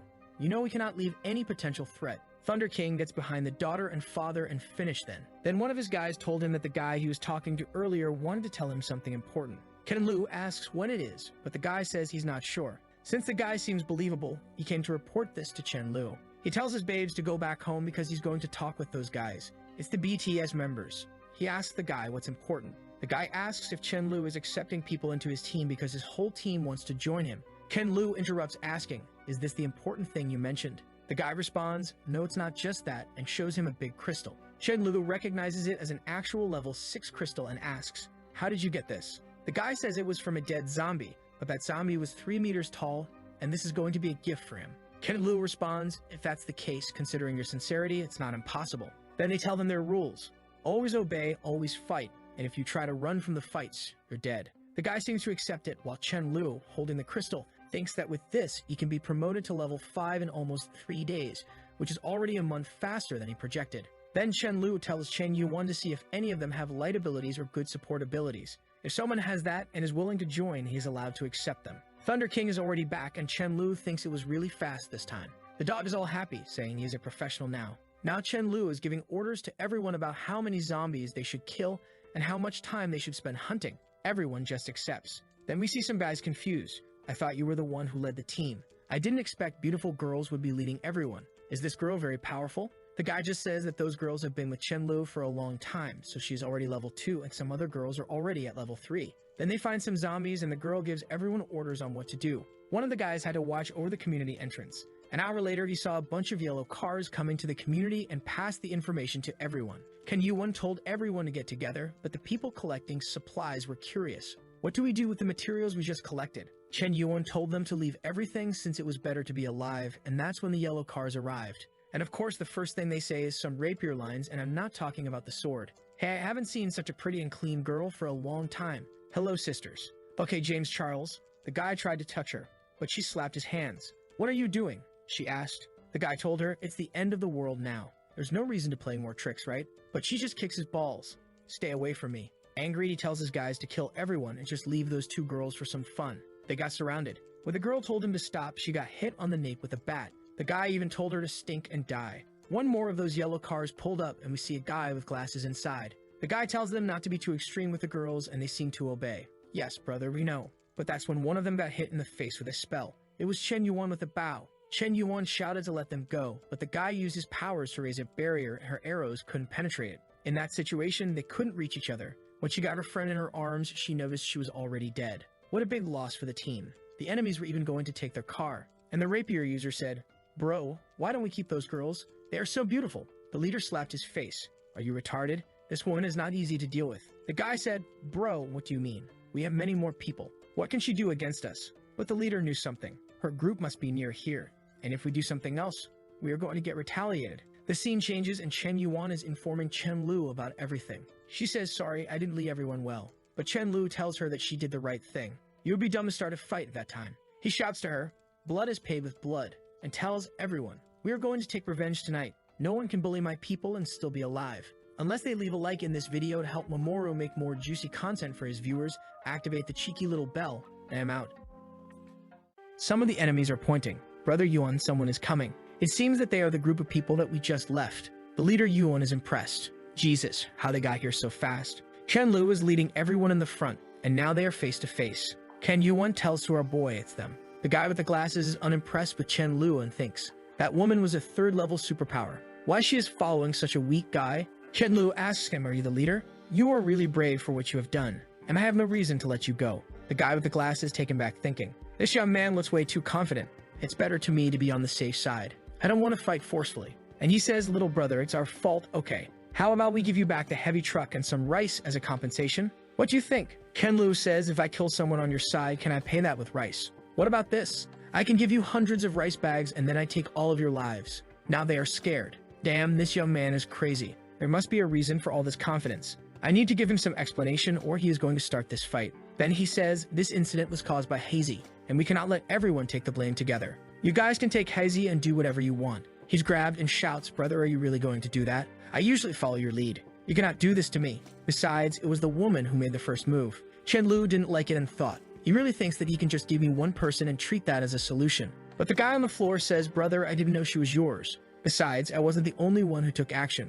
Lake Kitty and Mamoru also took action." Chen Lu looked at their leader. "What are we going to do now?" Glasses looked to his team and said, "Unfortunately, I also have to sacrifice you too. Everyone can hit them until they die." The guys were all beat up when a healer came in and fixed them, and then they kept getting healed and beat up. When the guys were finally dead, Glasses asked to Chen Lu, "Okay, now it's even right." But Chen Lu told him, "I don't think so. Are the lives of those people worth of mine? Nah, not enough. This can't be so easy for all of you." The leader of the guys asked, "Aren't you being too unreasonable?" But Chen Lu just answered, "Why should I be reasonable?" Trembling, the guy said, "I have never seen such a crazy person like you. Do you really think that I am that afraid of you? Here in our base, everyone has killed zombies, and we have a little more people than you. This is the last time. You guys have to leave now." That's when Chen Lu thinks there's a lot of new people on my team, and they haven't seen my powers. To command people, you have to show power, and some of them never saw me in action. Chen Lu told to everyone to stay back and said, "I will go alone." Glasses got confused. What is the meaning of this? This guy wants to be a hero. He's about to get crushed. But Chen Lu is happy thinking, such a cool guy giving me a chance to show off my strength. He takes out his void sword and rushes towards the guy that tries to stop him with his barrier. But the barrier was far from enough and got cut in half. Ken Lu is even getting some buffs from his girlfriend. And with that, he rushes to kill everyone. Even though he was alone, the enemies had no chance. And the people on his side were scared, saying, "Boss is too strong." Fortunately, I didn't go against him at first. Strangely enough, Millie is sad with this. She thinks the gap between her and him is really getting bigger and bigger. Now everyone is praising him. He tells to his group that he is sad with the girl's death. But this world now, it's like this. The main reason that they need to hunt every day, it's not just because of the crystals, but also because the real-life battle experience. They need to fight more. He says that but killed everyone alone nice. With that, Chen Lu tell them to pack everything and go back home. Next scene, we see two guys drooling over Thunder King, thank you China. One thing's for sure, they are not letting the stereotype die. The guy is thinking, we're about to have a great time. When the woodpecker was about to go, his friend stopped him. He looks back and asks, why are you waiting? The dog is going to run away. His friend says, we have been hungry for more than a day. What if the dog runs very fast? We need something to lure him. The guy says that he's holding a poop for 2 days, and he knows the dogs are always attracted by the smell. Woodpecker guy says that is good strategy, so let's do it. Unfortunately, that didn't work, so they went to take the dog anyways. But the black Pikachu easily got rid of them. Then everyone got back home and Chen Lu told them to practice after the lunch. But he's thinking that they need more people. If they have to fight against a team with more than 100 members, they are bound to lose. All that he wants is people who are willing to collect crystals and obey the rules. So he's going to make a recruitment announcement. Then they make a huge one, but the summary is simple. They offer house, food, and water. All you need to do is obey the rules and hunt zombies. If the person is a support class, they have no requirements. And now the minimum level to enter is 2. Then some guys in the car saw the sign, but not all of them were level 2. Chen Wang told them that if they paid 3 crystals of the first level, they could also join. The blonde guy with long hair said that he was a healer with also strength abilities, so Chen Lu went to talk with them. He took Rice with him and Rice told him that the guys had no bad intentions. Back into his room, Chen Lu feels lucky. It was easier than he thought to recruit more people and even a new healer. And with the juicy crystal, he's going to reach level 5 in this night. When that happens, he's going to become immortal for any level 1 zombie. The crystal breaks and now he's level 5, and all it took for him was 1 month. He passed Rice's head saying, I'm so happy that I have to celebrate with my lay. Rice is angry thinking, once again, I'm alone in this bed. Next day, they're going to hunt on the Xingfu Road in the vegetables market. They get there and Chen Lu explains a strategy for everyone. As always, they're going to use Chen Wang to bring as much zombies as possible. Mei Li buffs him and he runs around the city baiting all the zombies. That way is really easy for the magical users to kill everything. After 1 hour of hunting, Chen Lu decides to participate. He remembers that in his last life at this moment, a level 4/5 mutant was supposed to be in this market. The problem is that he doesn't know the perfect position. Chen Lu just suddenly appears in front of everyone. The zombie with the straw hat is the Earth zombie and uses his powers in Chen Lu direction. But with void walking and level 5 is really easy for him to dodge. 1 second, he's face to face. On the other one, he's already behind cutting its head, takes the zombie head and runs for his team, bringing a bunch of zombies so everyone can farm.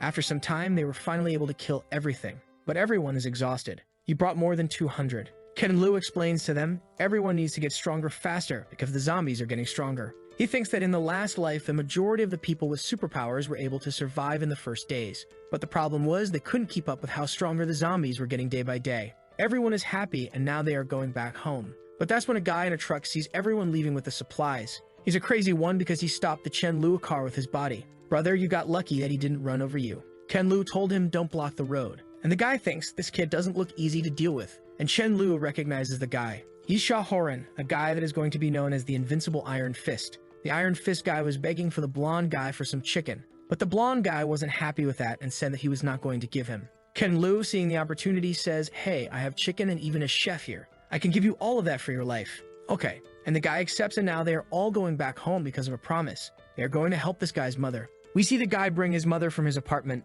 and unfortunately, she has a deadly disease. And at this point, Mei Li healing is not strong enough to cure her. But at least he's going to give the chicken soup that he promised. When he arrives at home, he asks to Chen Yuan to prepare a room for the guy's mother, and then to Mayu to do some chicken soup. Some hours later, they have made a feast for her, and the guy's mother is even crying. Boy, this is too expensive. But Chen Lu just tells Auntie, you're welcome here. Let's enjoy all this meal while it's hot. The mother grabs his hands and says, I can see that you are a good person. Please take good care of my son. She looks back and tells her son, be wise and honor me. Don't let Chen Lu down. Be a good person for him. Crying, he tells her that there's no need for her to worry. Outside, when Chen Lu was looking at the stars, Horan came again to talk with him. Brother, thank you, but my mother is gone. At least you don't have to suffer more. Chen Lu gave his condolences, and Horan told him, brother, I'm gonna do my best for you. Chen Lu says that he believes on him. Of course he believes. He knows that this guy was strong in his last life. But the most important thing right now is to establish a sense of hierarchy in this place. He needs to create a set of rewards and punishments.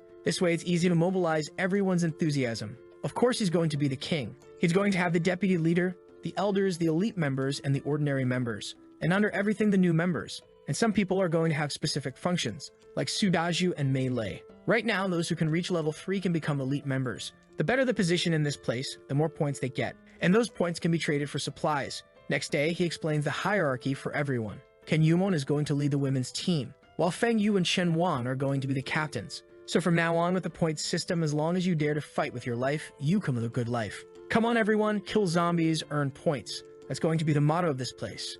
Everyone shouts that today's funeral is mine. Some cars were passing through the villa, when a guy rolled down the car window and asked, "Let me ask you something. Why there's no zombies around here? You know what's going on?" His name is Zhao Hai. The guy told him they were all killed. In front of there's a villa with a large survivor base. The people there are really good, and they have food to eat every day. You even say that they have a good life. The guy seems puzzled. He looks to the guy behind him, Jin Tao, the guy with green hair, and asks, "Shall we go to have a meeting with them? They must be pretty good." Green hair says that it's a good idea. Maybe they can even eat some meat. Those are the guys that our boys sold his property before everything happened. It was all because of the mortgages. So in theory, this villa is on their name. But the blonde guy looked back and asked, "It's the end of the world. What's the use of money?" His friend answered, "Yeah, it's possible that Chen Lu just died a long ago." Seeing all those guys coming up, the goofy guy is scared. "So many cars, we don't have enough people right now." So he takes the walkie-talkie and says, "Brother Chen, we need some help." Then Chen Lu arrives with his team. The guy recognizes him and says, "Isn't this guy Chen Lu?" And Chen Lu also recognizes the guy. "Why the guy that gave me money is here?" The guy gets closer. "Brother, I didn't expect to see you under such circumstances. What a fate, isn't it?" Chen Lu replies, "I didn't expect to meet you either." Then Zhao Hai asks, "Brother, are you the person in charge of this place?" Ken Lu just says yes. And the guy reminds him, "Brother, you know that you owe me 300 million, right? And you should have paid me already. But due to special circumstances, damage and interest are not required. So pay it back now, the 300 at least." Ken Lu is not liking this and thinks, why does he have this illusion that I'm going to pay back even a cent? And then says, "You might not know something about me, but I never rely on other people's money. I actually already gave you the money back. Didn't you look into your bank account?" The guy behind shouts, "You're a liar. Such a huge sum of money. You think everyone here is a fool?" He's smiling and Chen Lu says, "Oak, then you have to go to the bank and show me the evidence that I didn't transfer the money." Chen Lu is thinking, to be clear, I have no intention of paying back this money. Why should I pay back the money I borrowed based on my ability? I also think is robbery, brother. But Chen Lu doesn't and says, "I'm going to be honest. You guys helped me, so I'm going to give a ton of rice as a thank you." Zhao Hai says, "Oak, brother, but you are not being too honest, are you? I think you should give me some of your juicy meat." Asking for a guy's meat is bold. He even made some calculations in his mind. The value of meat right now is different. So you be 15 tons, the debt is settled. Ken Lu then replies, "I have this meat, but I won't give it to you. Why are you going to do?" Zhao Hai thinks he's way too confident, and he also cleared all the zombies in this area. He needs to be careful. Suddenly the guy completely changes and says, "What a mistake I did. I forgot your money has indeed arrived." But the guy at his side gets angry. "Zhao Hai, are you stupid?" "No, I am not. I was indeed mistaken. Brother, Chen Lu is not someone who refuses to repay his debts." Ken Lu says that that's the case. They can now go with their people. Zhao Hai was trying to leave, but his friend was shouting at him, "Idiot. They only have these people on their side. Why are you acting like this? You dumb truck. Let's face this Chen Lu guy and take everything." Ken Lu shouts, "Those who don't want to die go with Zhao Hai. I will give you 10 seconds. Green hair looks to the side, and everyone's is hesitant. The guy creates some blue flames into his hands, and Chen Lu recognizes it's a dark flame from the dark system talents, but it's a pity. The guy summons some skeletons and says to Chen Lu that he's going to kill him and his soul is going to be devoured and that he is not going to be able to reincarnate forever. Chen Lu tells his team that it's a good moment to get some points. Thunder King came barking and Chen Lu asks to Rice, "What is he saying?" Rice explained, "He says that you are being racist against dogs. They should also be able to gain points and climb the ranks." Ken Lu was thinking, damn this dog. I gave him everything, so for what he's going to use these points. But in this case, Oak, I give you some points if you really want it. Thunder King smiles and with one ability, he explodes everyone. Myling tells him to be careful, but he just rushes the guy and he thinks this dog is too doggy. I don't know what he means by that. Now Chen Lu is done.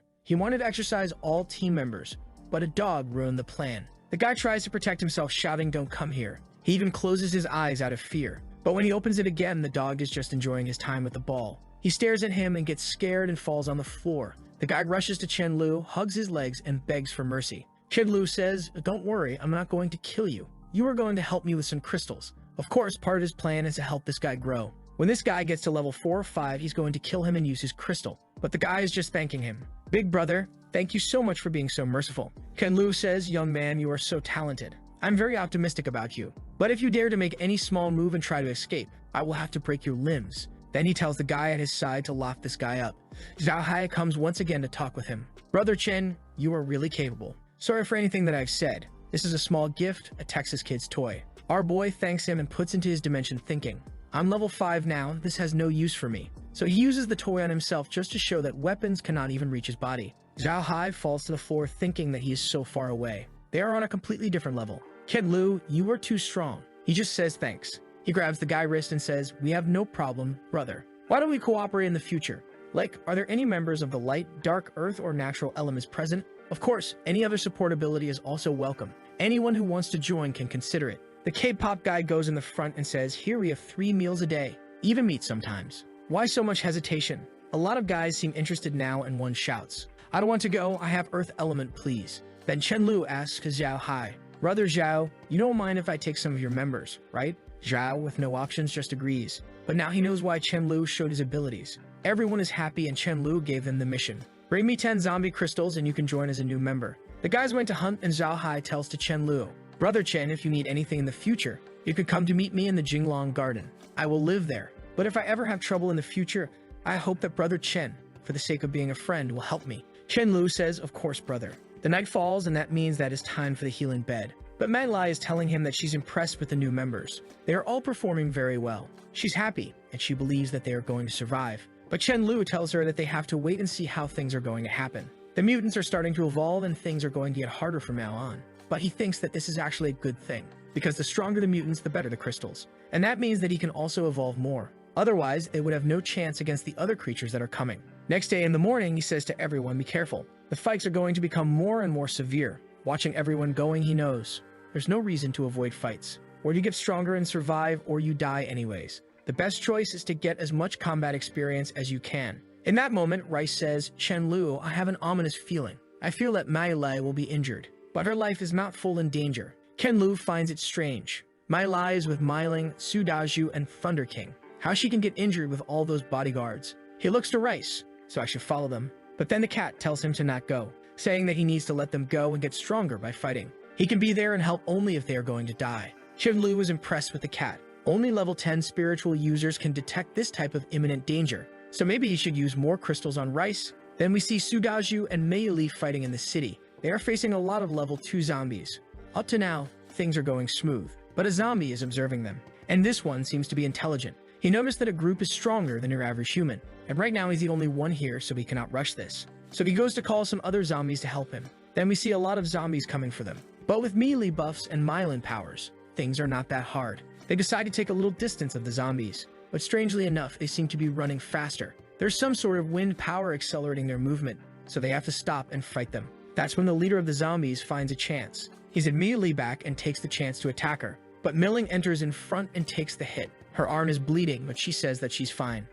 She uses some of her powers on the zombie, but he easily dodges. Studaju goes in front of the girls to protect them, asking Millie to heal Myling while he rushes. He gets some buffs, and that's when Thunder King notices everything. Seeing the 3 of them fighting, he's scared. He knows that if those guys die, he will be eaten by Chen Lu. So he attacks from the back. Studaju takes the opportunity to hit with his bat at the monster's head, but once more he blocks. Then Bi Li buffs Thunder King and he hits the zombie back. With that, he falls on the floor, and now it's easy to finish it. Everyone is exhausted, and Thunder King wants to give this crystal to Chen Lu so he can get a lot of points. Sometime later, he's all smug. Rice tells to Chen Lu, this stinky dog wants to know how many points for those crystals. Chen Lu picks one of them. Damn, there are actually level 4 crystals. Thunder King, I will give you 100 points just for this one. He's all happy, and then he gives the crystal to Rice. And Thunder King is thinking, why I'm working to give crystals to a cat? Chen Lu tells him, if you want, you can keep the crystals, but then I'm not giving you points. Now Thunder King does not want it anymore. Chen Lu was impressed. Rice's prediction really did happen. The first time when Nikocado Avocado was trying to get her Rice also told him previously. The strange thing was that Sudaju was involved in everything and even got hurt. But Rice didn't told him anything about this. That means that maybe he can only feel the safety of those around him. And if that's the case, he needs to cultivate this sensibility. Sometime later, they are having a lunch when Thunder King pulls up. Everyone notices. He's getting bigger. Sudaju says that maybe he's eating too much. Thunder King got angry and Rice explains to everyone. Thunder King just reached level 4, that's why he got bigger. Everyone is happy. But Myling is thinking, why my progress is slower than a dog. Then Rice says that Thunder King is asking what he's going to earn for being the first to reach level 4. Ken-Lu notices that he probably wants some points, but he asks, for what are you going to use those points since there's no reason? But the dog says, I have a dream, and that is to be an elder dog, and then a captain dog. Maybe someday everyone will call me dog leader. Ken-Lu asks what is that dog leader position means, kicks his ass saying, I feel like this animal wants to take my place. But the dog is behind him barking, points, points, give me points. Ken-Lu says, okay, let me think about it first. That's when someone told him on his walkie-talkie that some brothers from Zhao Hao, the guy that lent him the money, arrived asking for some help. Ken-Lu says let him in. Then we see a guy given a red box. Brother Chen, I'm Song Lin Hai. I know that you definitely have plenty of food and drink here, so I come out to pay homage to you with those 100 flowers. But others from Zoho group say that regardless of whether you agree to help or not, these flowers will be given to you. Ken-Lu says, okay, what's the problem? The guy explains, he's a supernatural being named Jiang Yu. Suddenly, he appeared on our side, competing with us for supplies and collecting survivors. Brother Hai didn't want any conflict with him, but there was something wrong with this man. He's too crazy. He kept shouting that if Brother Hai doesn't become his little brother, he will destroy us. This guy is really powerful and easily killed 10 of us. Brother Hai has no choice but to ask you for help. Ken-Lu is worried it's hard to someone to kill 10 people that has superpowers. That means that he's already at least a level 4, and his crystal is a real good one. So he asks to the guy, what kind of superpower does he have? How did he kill those 10 people? The guy says that no one really knows, but it seems that it was with brute force and no skills. Ken-Lu says, okay, I'm going to take a look at it. He tells the guy that he's going home just to see something. Then he picks up Rice and asks him, Rice, do you think it would be dangerous if I go out this time? Rice thinks hard and says that no, it's fine. He can go with a peace of mind. So they're going. In the car, Chen-Lu said that the car was nice. The guy instantly told him, if you want, the car can be yours. We can just deliver it for you later, or you can even return to your home with this. There's no problem. Ken-Lu was impressed. Those guys, Zhao Hai and Song Lin, they really know how to deal with people. When he got there, Zhao Hai was thanking him. I will always keep this friendship in my mind, Chen-Lu. I'm looking forward for the day that I can help you. The guy, Jiang Wu, is really powerful, and the spells that we used on him had almost no effect. Please wait a moment. I will gather people to find him. Then we see a fatty enjoying some babes. He's all happy thinking, watching some enemies have its benefits. I was able to understand how the crystals work before everyone. Although the food was a bit trash, there was no other way to have so many beautiful women in my lifetime. That's when someone opened his door shouting, Brother Zhao Hai has brought some people here. The guy stands up, saying that they are going to see who they brought this time. Then we see the two gangs outside. The fat guy goes into Zhao Hei's face and says, I gave you a chance, but you're shameless. And now you're here seeking for death. Ken-Lu is behind, just observing and thinking. I think it's going to be easy. There's no way I cannot kill this guy with one swing. Zhao Hai tells to the guy Jiang Yu, if you kill the guy that came to me this time, I could become your little brother. Then he tells to his group, anyone who dares to step up and fight against Jiang Wu will get a pound of sausage. He puts Rice to rest and goes. Everyone is hitting the guy with their bats, but nothing is happening. From far away, Chen-Lu prepared something. Jiang Wu was confident, but then our boy threw his spatial slash. Brother was cut like a PNG on Photoshop. No one even knows what just happened. Ken-Lu steps over the guy and starts to search for his crystal. He couldn't find what the guy helped him. Ken-Lu just said, give it to me. And the guy just gave. Unfortunately, it's just a level 6 crystal, and it has only 25% of its power. At least it's spiritual power, so it's good for Rice. Zhao Hai takes the opportunity to say some encouraging words for everyone, saying that they need to work together. If someone wants to join his side, just let him know. Ken-Lu goes to him and says that he has to go home. Zhao tells him that if he needs any help in the future, just let him know. But also he's going to be taking the gold Bentley. Zhao Hai agrees. In the way back, he was having a cute conversation with his cat. When he told him that he had a bad omen, something just happened with the people in his base, and it seems that someone got his breasts enlarged. Ken-Lu was confused, what are you talking about? And then they rush to home. Getting there, they see everyone kind of messed up. They explain that they had to fight against 2,000 beasts, and that's why everyone is like that. Ken-Lu rushes to Mi Li and asks if she's not injured. She says that she's fine. It's just a small problem. When they were inside the house, she showed him that some spheres were swollen. He thinks that now what Rice told him makes sense. Then we see two brothers, and one of them is dying. With his last breath, he tells his brother, you're going to join them. Take my crystal and go there. You're going to have food. You're going to have everything. It seems that they were getting crystals to join Chen-Lu group. Taking it out of his brother's head, he thinks. Why he asks for these things? Why we need to give him these? Survivors should just help each other. Is those requirements fault? If it wasn't for them, my brother wouldn't have died. I hate you. I want to bury all of you with my brother. Then sometime later, we see him talk with Chen-Lu. I brought the crystals that you asked for. But that's when Rice tells him, this man, he wants to kill you. Ken-Lu is confused. What have I done against this guy? But the guy just asks, "Can I join now?" He says, "Of course, come on. I will show you the place myself. Rice, you go back first." He's already getting slapped. Ken Lu grabs him and asks, "Tell me, why do you want to kill me? Or who sent you?" The guy don't know what's happening. How did he know? Is this just a test? What's going on? He says, "How could I possibly want to kill you? We just met. I just want to survive in this place." But Chen Lu tells him, "Hurry up. I'm running out of patience."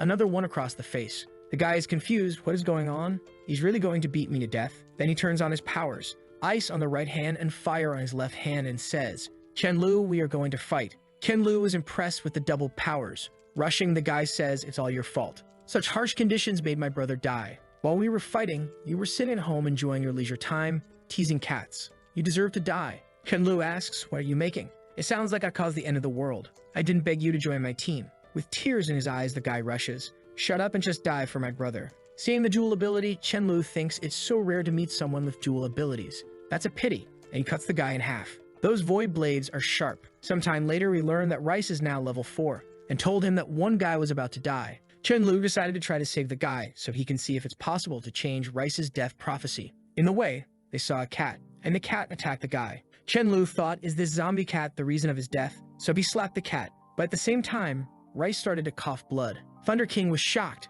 He didn't know what to do, so he grabbed him to take to Chen Lu. On the way, Chen Lu was thinking this ability is way too good. If it's really true, it's extremely powerful. But that's when Thunder King came crying. He couldn't understand the barking, but he knew that something was wrong at home. So they rushed. When he arrived, he saw Rice fainted in a couch. He grabbed him and noticed that he's still warm and alive. His people scouting the whole area. That means that it's not an outsider thing. Who did it? He asked to Thunder King. Then Melee came running. "Why are you looking for me, Brother Chen?" He tells her that later he explains. "But please save him first." Ken Lu is thinking maybe because I saved the guy and the prophecy backfired on Rice. But it's strange. I already have used his predictions to change my decisions. So why it was different this time? That's when Rice awakes, telling to Chen Lu, "Don't worry, I'm fine," and explaining to him that it was indeed because of the prophecy. Ken Lu says that he's sorry. I shouldn't have tried it so recklessly. He explains that he has some sort of destiny dimension, and the further someone is from him, the more taxing it is to change the person's destiny. Ken Lu understood. So it's all about level of intimacy. That means that he can only safely save his life, Mai Li and Mai Ling. Or in short, his abilities should be used with caution, and tells the Thunder King that would be good if he can get closer to Rice. Thunder King kinda didn't want it, but when Chen Lu explained it to him, he was even willing to lick. A month later, Chen Lu is talking with a whole group, telling them that a lot of people have evolved to level 2, but people are insecure. It seems that there's a lot of level 3 zombies right now. Chen Lu explains that the level of the zombies is different from the person's level, and explains that they are going to change the daily requirements. Now they only need to obtain 1 crystal, but it needs to be level 3. That's when someone appears saying that Zhao Hai wants to share some news. He says goodbye to everyone and goes to talk with the guy. "Brother, we met again. This time, Brother Hai asked me to bring you a message." Ken Lu just says explain. Someone made a trade fair. He said that he wanted everyone nearby to go. There everyone can discuss how to survive in this war. Brother Hai plans to go. Do you also want to take a look? Ken Lu thinks about it. He remembers hearing something about that in his last life, but he didn't want to. But now that his goal has changed and he wants to have a lot of powerful people by his side, a place where a lot of survivors are going together is a really good one. Some days later, we see a guy offering some babes to our boy. "Hey, handsome guy, do you want to have some fun with those cute girls? You know, our shop sells everything at reasonable prices. 10 pounds of rice or some super crystals will do." Ken Lu didn't like it. It's the end of the world, and this guy is trying to use a woman's body to suck their blood and make a living.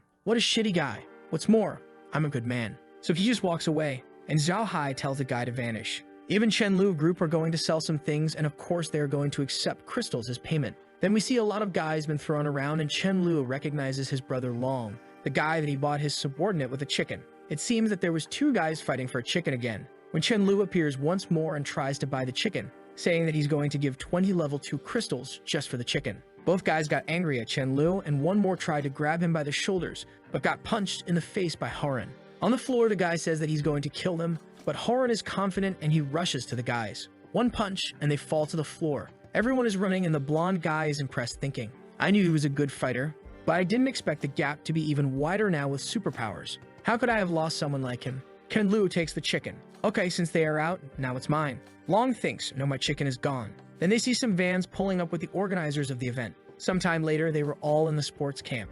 It seems that some sort of auction is going to take place. Zhao Hao tells to Chen Lu about the guy with the white shirt. His name is Gao Fi, and he's the heir of the Yi Fi group. The guy has even some foreign connections, but a person that Chen Lu is interested is the guy with the gray beanie. His name is Long Yufi, and he has a metal-based ability. He can create weapons, and in his last life, this guy even got to the king rank. Ken Lu is already interested. Will I ask for a sword or for a staff? Guo Fei announces to everyone, I'm very happy with everyone that came to this trade fair organized by me. We have a bunch of members in our team and even 3 level 4. Chen Lu is interested. In his place, even with all of his help, there's only 4 people, a cat, and a dog at level 4 or above. So this guy is quite powerful and also probably holds a lot of high-grade crystals in his hands. After talking a little bit, Gao Fei showed to everyone a red crystal level 6 and explained that this was the way that a lot of his members were able to get to the level 4. Zhao Hai was impressed. Staring at Chen Lu, he knew that's why he's so strong. He probably has used a lot of high-level crystals. The guy even told everyone about how much experience they should expect from each type of crystal.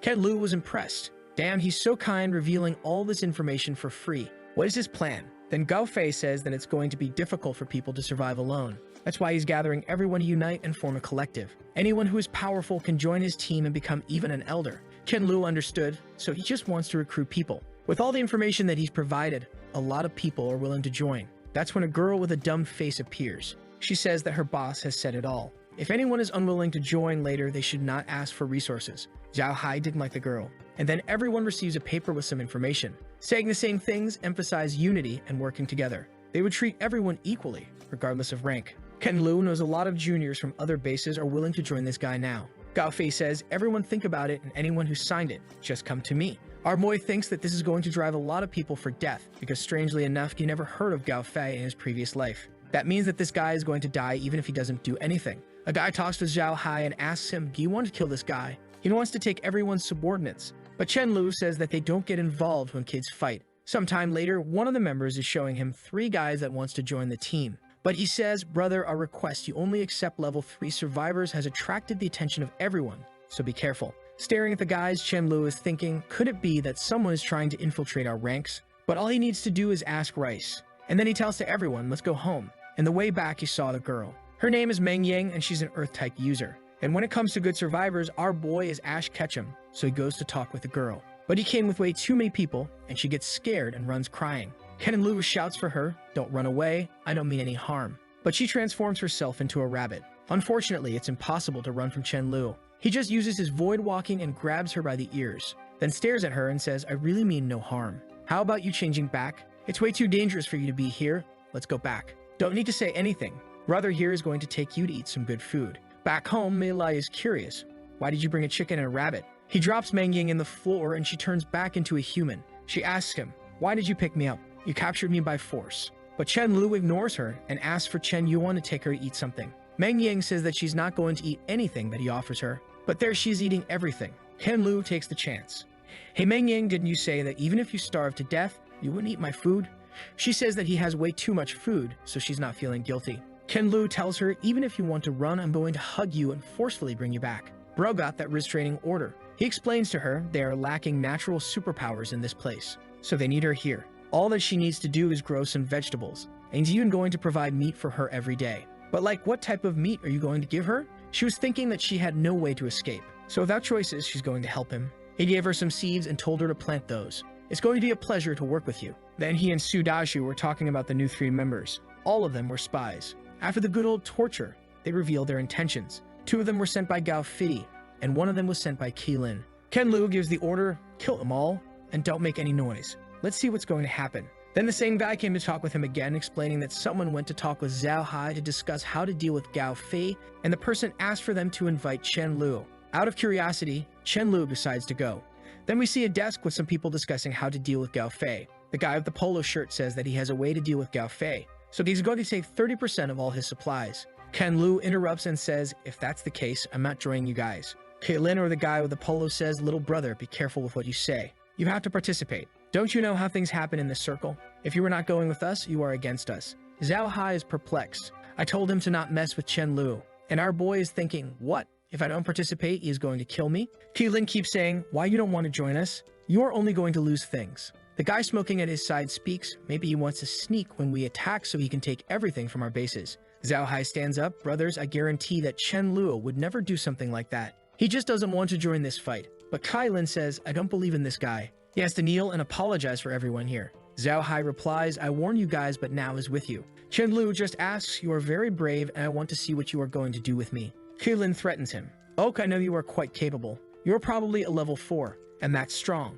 But can you deal with hundreds of people? Since you have grown so fast, I'm sure that you have some crystals in your body. Give me them and I spare your life. Chen Lu understood everything. So he was trying to create a conspiracy from the get-go, just looking for an excuse to deal with him. 4 guys surrounded Chen Lu, and Kaelin told them to search his body. The precious crystal must be on him. Little boy, I advise you, don't move or the consequences are going to be ugly. They were going to grab Chen Lu and he was saying, I didn't want to do anything to you. He knew that this is the guy that was going to kill Gao Fei. But unfortunately, he has to do something now.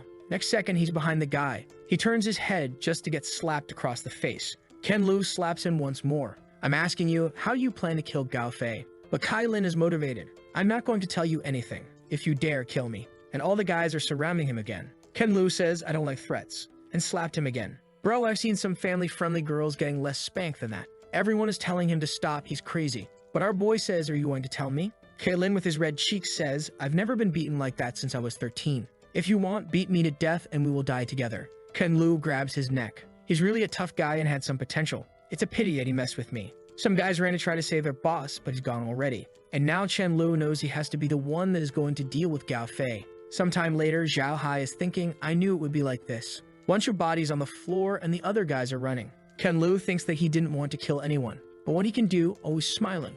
He turns to everyone else. Brothers, don't be afraid. I'm not going to kill everyone. As long as you guys don't mess with me, I'll never be the one that takes the initiative to cause trouble. And also, I don't want to take all your manpower. You guys can have your members.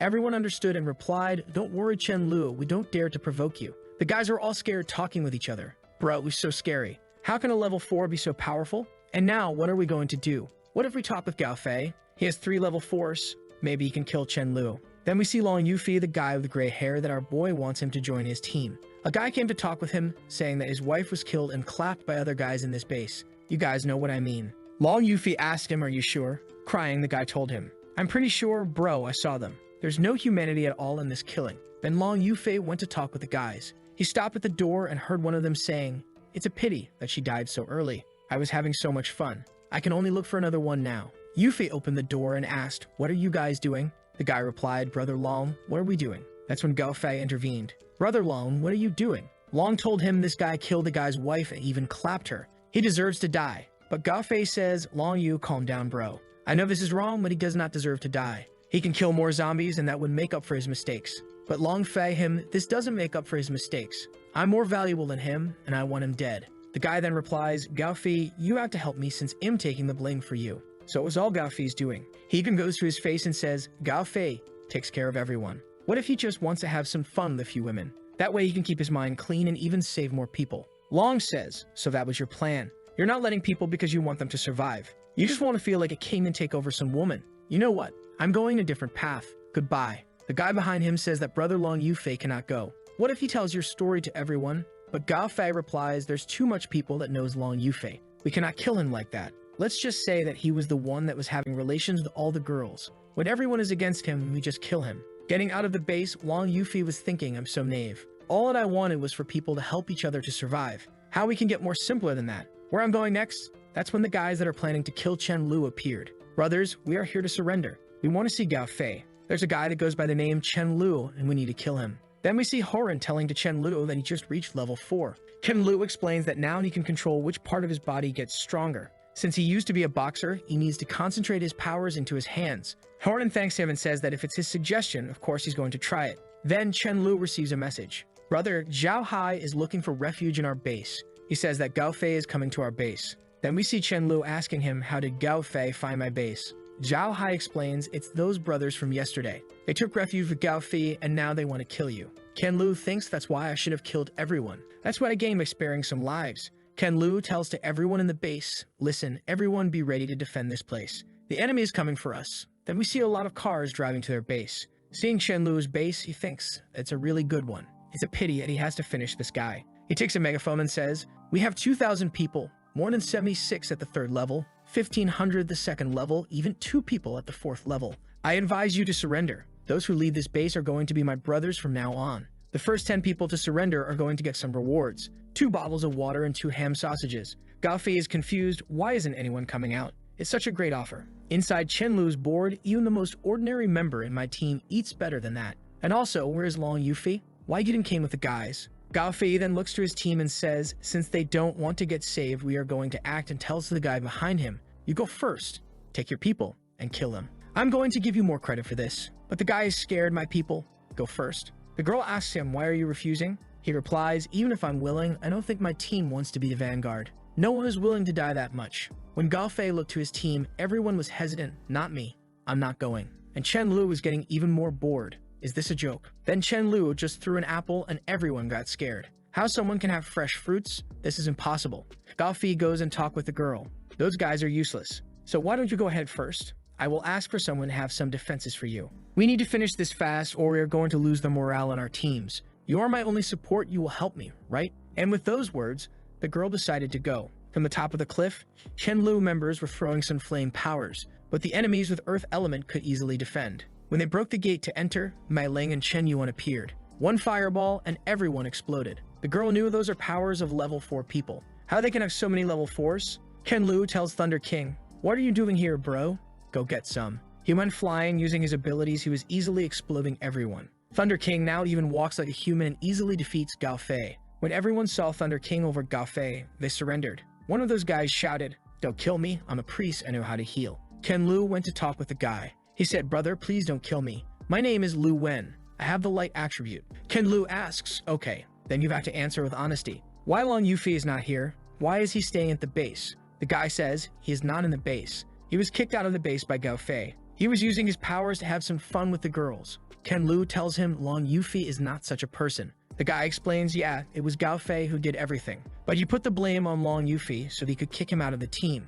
Chen Lu asks for a favor to Zhao Hai. Bring your people there and fix everything. I'll treat you to a feast when everything is done. Then he tells to his team, everyone listen. Let's drive to Gao Fei's base and get all the supplies. Thunder King came asking for points, and Chen Lu told him, when I come back, I give you some points, okay? Just protect the base. Some of the Zhao Hai members were thinking about joining Chen Lu, but they knew that they would just be some cannon fodder members. At least with Zhao Hai, they have some sort of voice. Zhao Hai said, if Chen Lu is willing to promote us for elite members, maybe we should actually join him. The guy's a bunch of high-level crystals, and if he keeps growing at this speed, someday he will be too far ahead for us to join. Then they were in Gao Fei's base taking everything. Chen Lu saw something, a female dog. He checked her and thought, Thunder King, I have found you a wife. Isn't that better than points? Back home, he thanks Zhao Hai and tells him that he can come over later for a barbecue lunch. Zhao Hai thanks him. When he was about to enter home, Thunder King was staring at him. Where are my points? But Chen Lu showed him the female dog, Thunder King. Look at what I got for you, brother. After seeing the dog, Thunder King started to cry. He thought that Chen Lu was going to abandon him. But Chen Lu explained that this was a wife for him.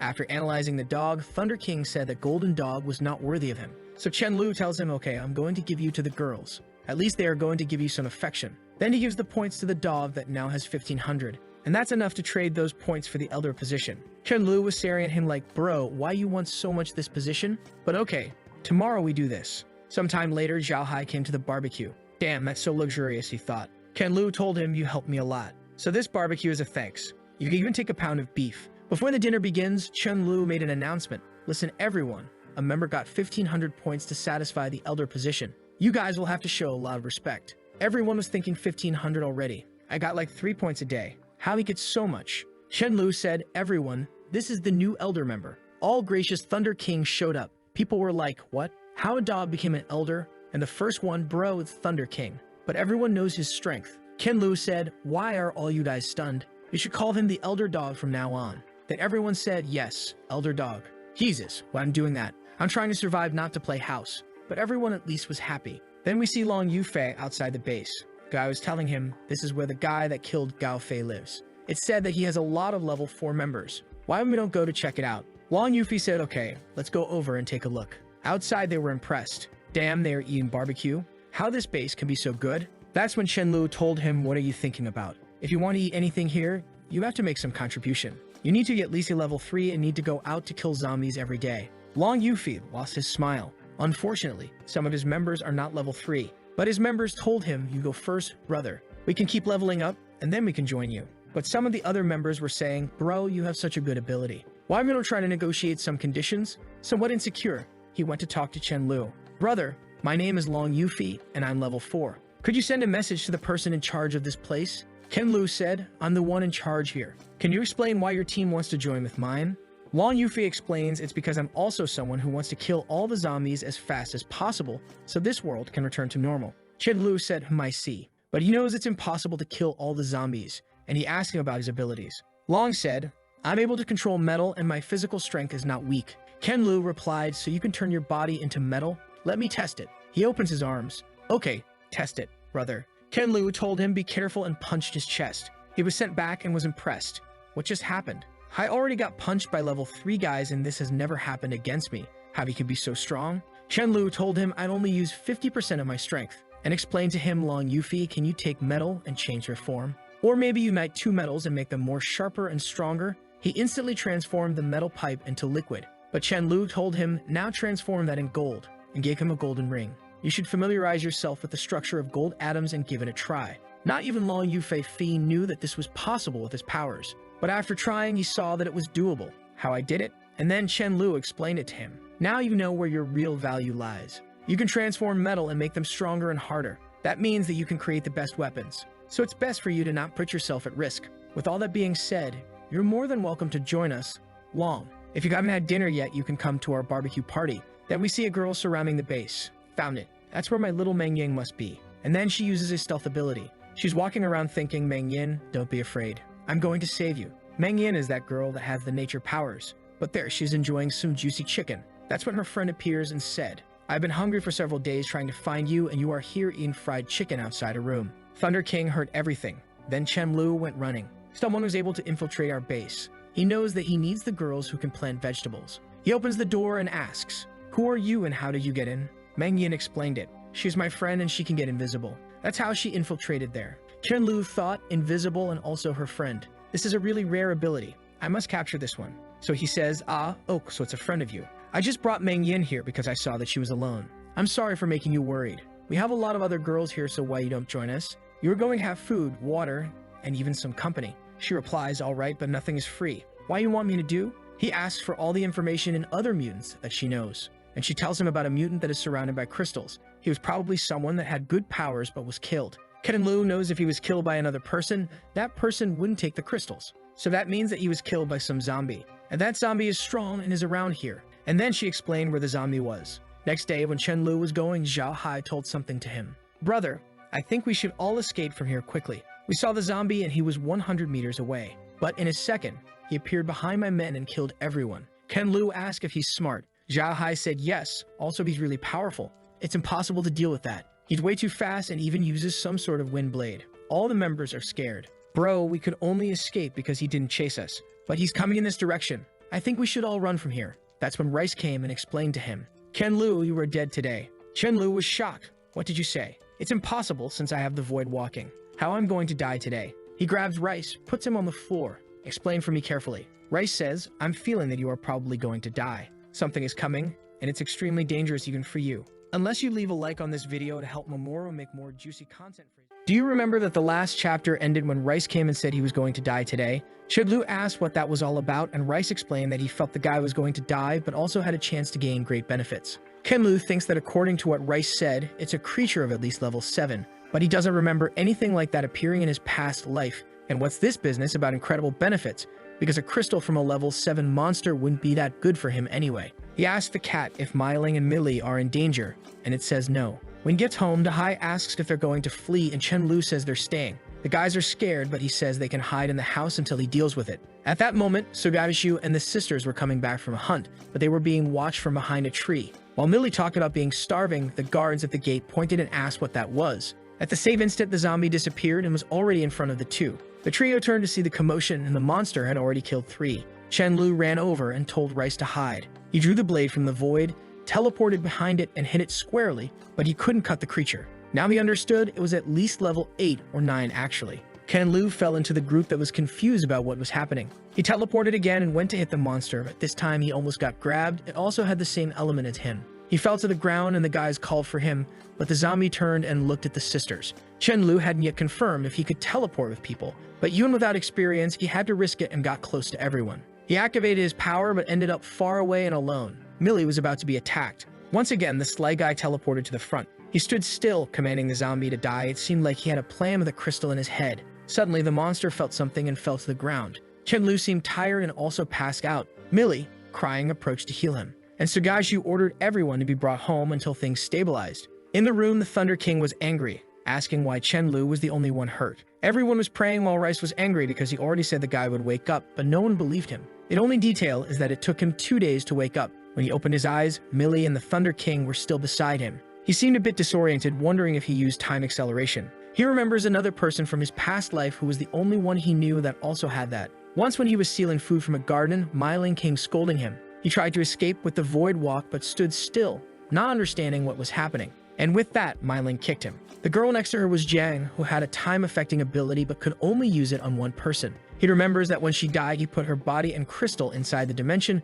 but didn't expect it to have any effect. Chen-Lu asks about the zombie, and she shows him the crystal. Seeing that damn level 8 crystal, he said he suffered too much because of it. Then he hands it to the Thunder King, saying it would help him reach level 5 quickly. But the damn dog refused, saying he would charge a lot of points for it. Chen-Lu said no, that he would even gain if he reached level 5. Then the sly guy took it. Millie said it was good for him to eat soon, and he ordered the Thunder King to have someone prepare something. With that, he pulled Millie close, saying she worked hard. He hugged her while thinking it was great to have someone who cares about you by your side. That boy is in love. The scene shifts to some guys surrounding an elephant. The girl on top says they better not blame her for having to kill everyone there. Some guys on the ground say she'll pay dearly when the boss's dog arrives. She was confused, wondering what kind of dog they were so confident about ending her elephant. However, she was crushing everyone with the elephant from Google Images. From afar, the beast looked gigantic, but there were 2 wolves observing it. At home, the girls were pampering the new dog until they informed Chen-Lu that a giant elephant was approaching. Chen-Lu remembered a tamer named A Cheng and wondered why he had come there.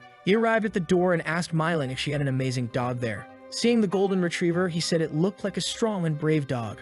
The girls were confused, wondering why he thought that was a combat dog. The crazy guy on top of the elephant told the dog to come, claiming he wasn't doing anything. Feeling confident, Myling offered to go for a duel. However, the Thunder King wanted to go because he knew he would earn points from this mess. But Chen-Lu stopped him, saying everyone needed practice too, otherwise he would finish off all the enemies himself. Myling was exuding an aura of fire, and the guy on the elephant said it was her request. He hit the redhead with the trunk, but our boy noticed she had already activated her new ability. As the elephant caught fire, the boy was ejected. As soon as he hit the ground, he ordered his group to kill that girl. Chen-Lu didn't like this because it was supposed to be a one-on-one fight. Myling collapsed from exhaustion, and Chen-Lu said it was time for everyone to join in. The guy was already terrified and tried to flee. However, Chen-Lu simply ordered the Thunder King. Knowing he would get points, the little dog desperately went after the fool. He tried to escape but ran into the 2 wolves and got bitten. The Thunder King immediately claimed he wanted his points. The guy fell dead on the ground and the wolves were startled. Strangely, the crazy dog said the white she-wolf was very beautiful. They ran off and he followed, grabbing her and saying they needed to be friends. The other wolf stared at him, but he wasn't afraid. He was going to steal the guy's girl. The group was watching as some wolves arrived. Chen-Lu smiled, realizing the dog had a crush. However, its happy face was over the top while the other was exhausted. He grabbed the 2 by the backs and told them to return home. In the room, he kicked the dog, saying he didn't know how to approach people and that the she-wolf admired strength, so he needed to learn not to embarrass his master. He kicked him in the butt again, telling him to stop humiliating the group. Chen-Lu knew that one of the current problems was that the zombies would reach level 4 and become much smarter. This meant they wouldn't just wander randomly, but also start planning to hunt survivors. He then pulled out a map, saying it was time to prepare a new base. He remembered a small area that would be good and decided to take the group there tomorrow to clear it out. On the way, he warned that the only problem was the giant mosquitoes, whose bites hurt. Yikes. Suddenly, a guy was being lifted by the neck by a big-headed zombie. Strangely, this one could talk, and carrying 2 said that this was enough. Chen-Lu approached, recognizing it as a level 5. The monster said he was the metal head, so he should step aside. But Chen-Lu ducked and kicked the creature in the balls. The monster groaned, saying it wasn't resistant there. Chen-Lu said enough and slapped the monster to the ground. He approached and started beating it up. The monster apologized and Chen-Lu told it to crouch down, ordering it to enter a tunnel and not come out until given the command. Meanwhile, on the beach, there was a giant crab with a blue aura, and some people nearby noticed there were creatures capable of manipulating water. Knowing this, they realized they couldn't stay there because its tsunami would soon come.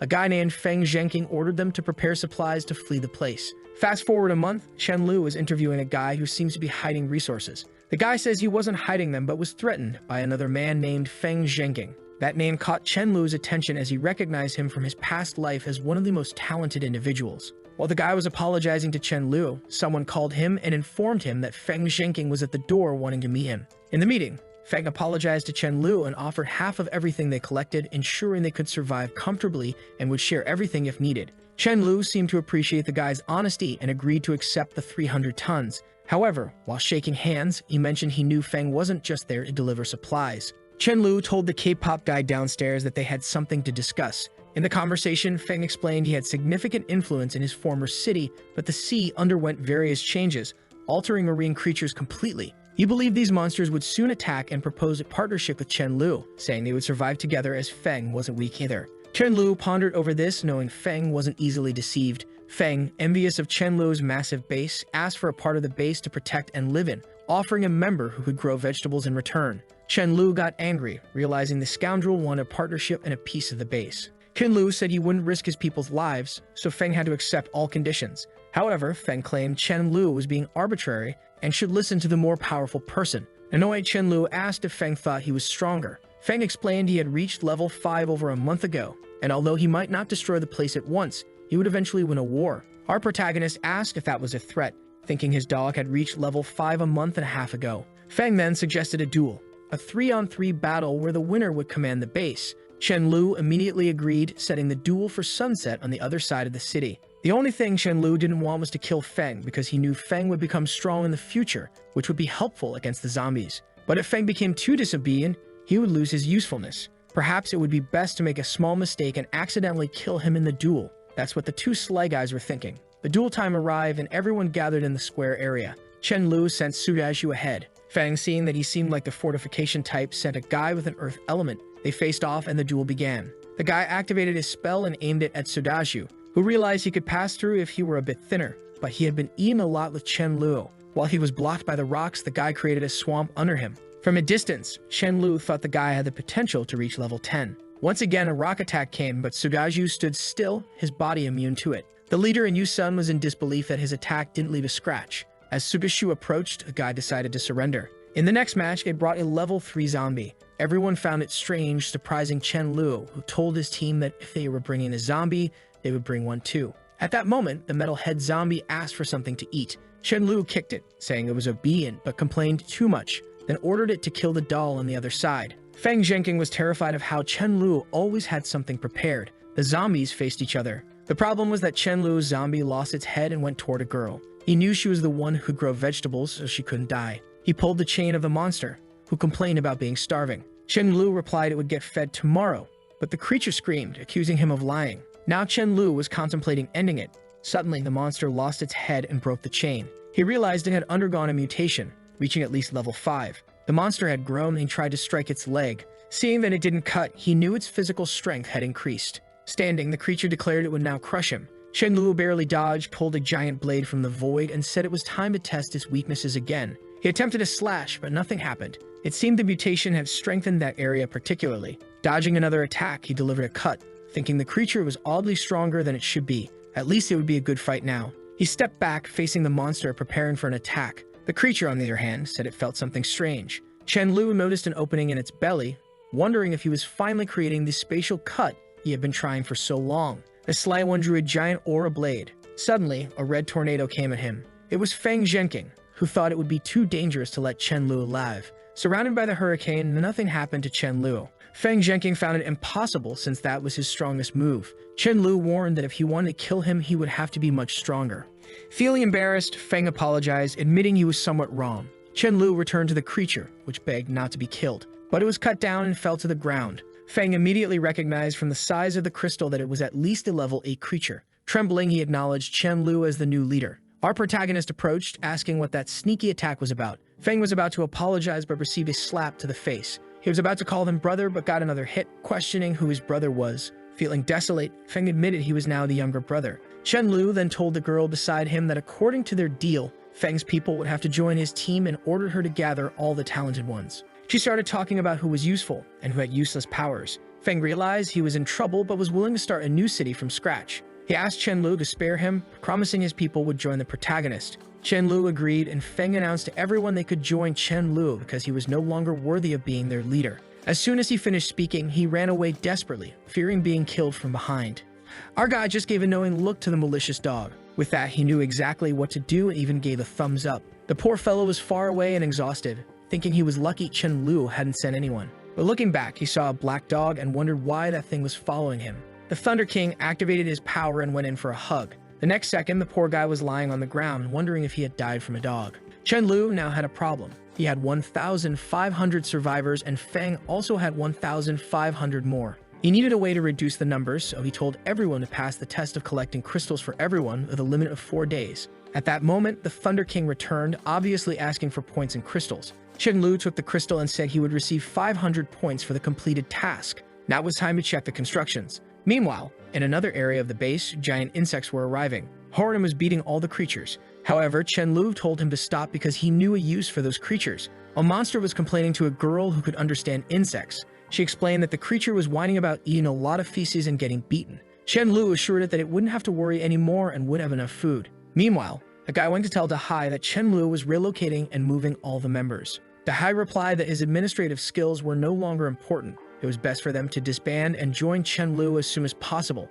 They arrived at Chen Lu's base, which had gigantic walls and full coverage. Dahai noticed the distance between them was only increasing. Chen Lu went to meet them, asking what Dahai wanted. Dahai said he wanted to join and have a meal, and Chen Lu agreed, thinking Dahai had been loyal so far, so he wouldn't treat him badly. Pulling Dahai by the arm, Chen Lu mentioned he was forming 2 intelligence groups, and the second one would be perfect for Dahai to manage. As they entered the base, everyone was astonished by the structure. From above, others watched in disbelief. A guy with a red bandana explained that only people of at least level 4 were accepted there. A guy in a blue shirt was impressed and said they would need to give a generous gift to be accepted. During the meeting with Dahai, someone interrupted, saying they brought gifts. Chen Lu asked to bring the person in, and an embarrassed guy entered, saying he brought something to please Brother Chen. Unfortunately for him, Chen Lu remembered these people had once blocked his escape with Sudazu in his past life, leading to Sudazu's death. Although the guy hadn't done anything yet, he would have to pay for it. Chen Lu wouldn't let the guy escape easily. He planned to extract maximum resources and powerful members first.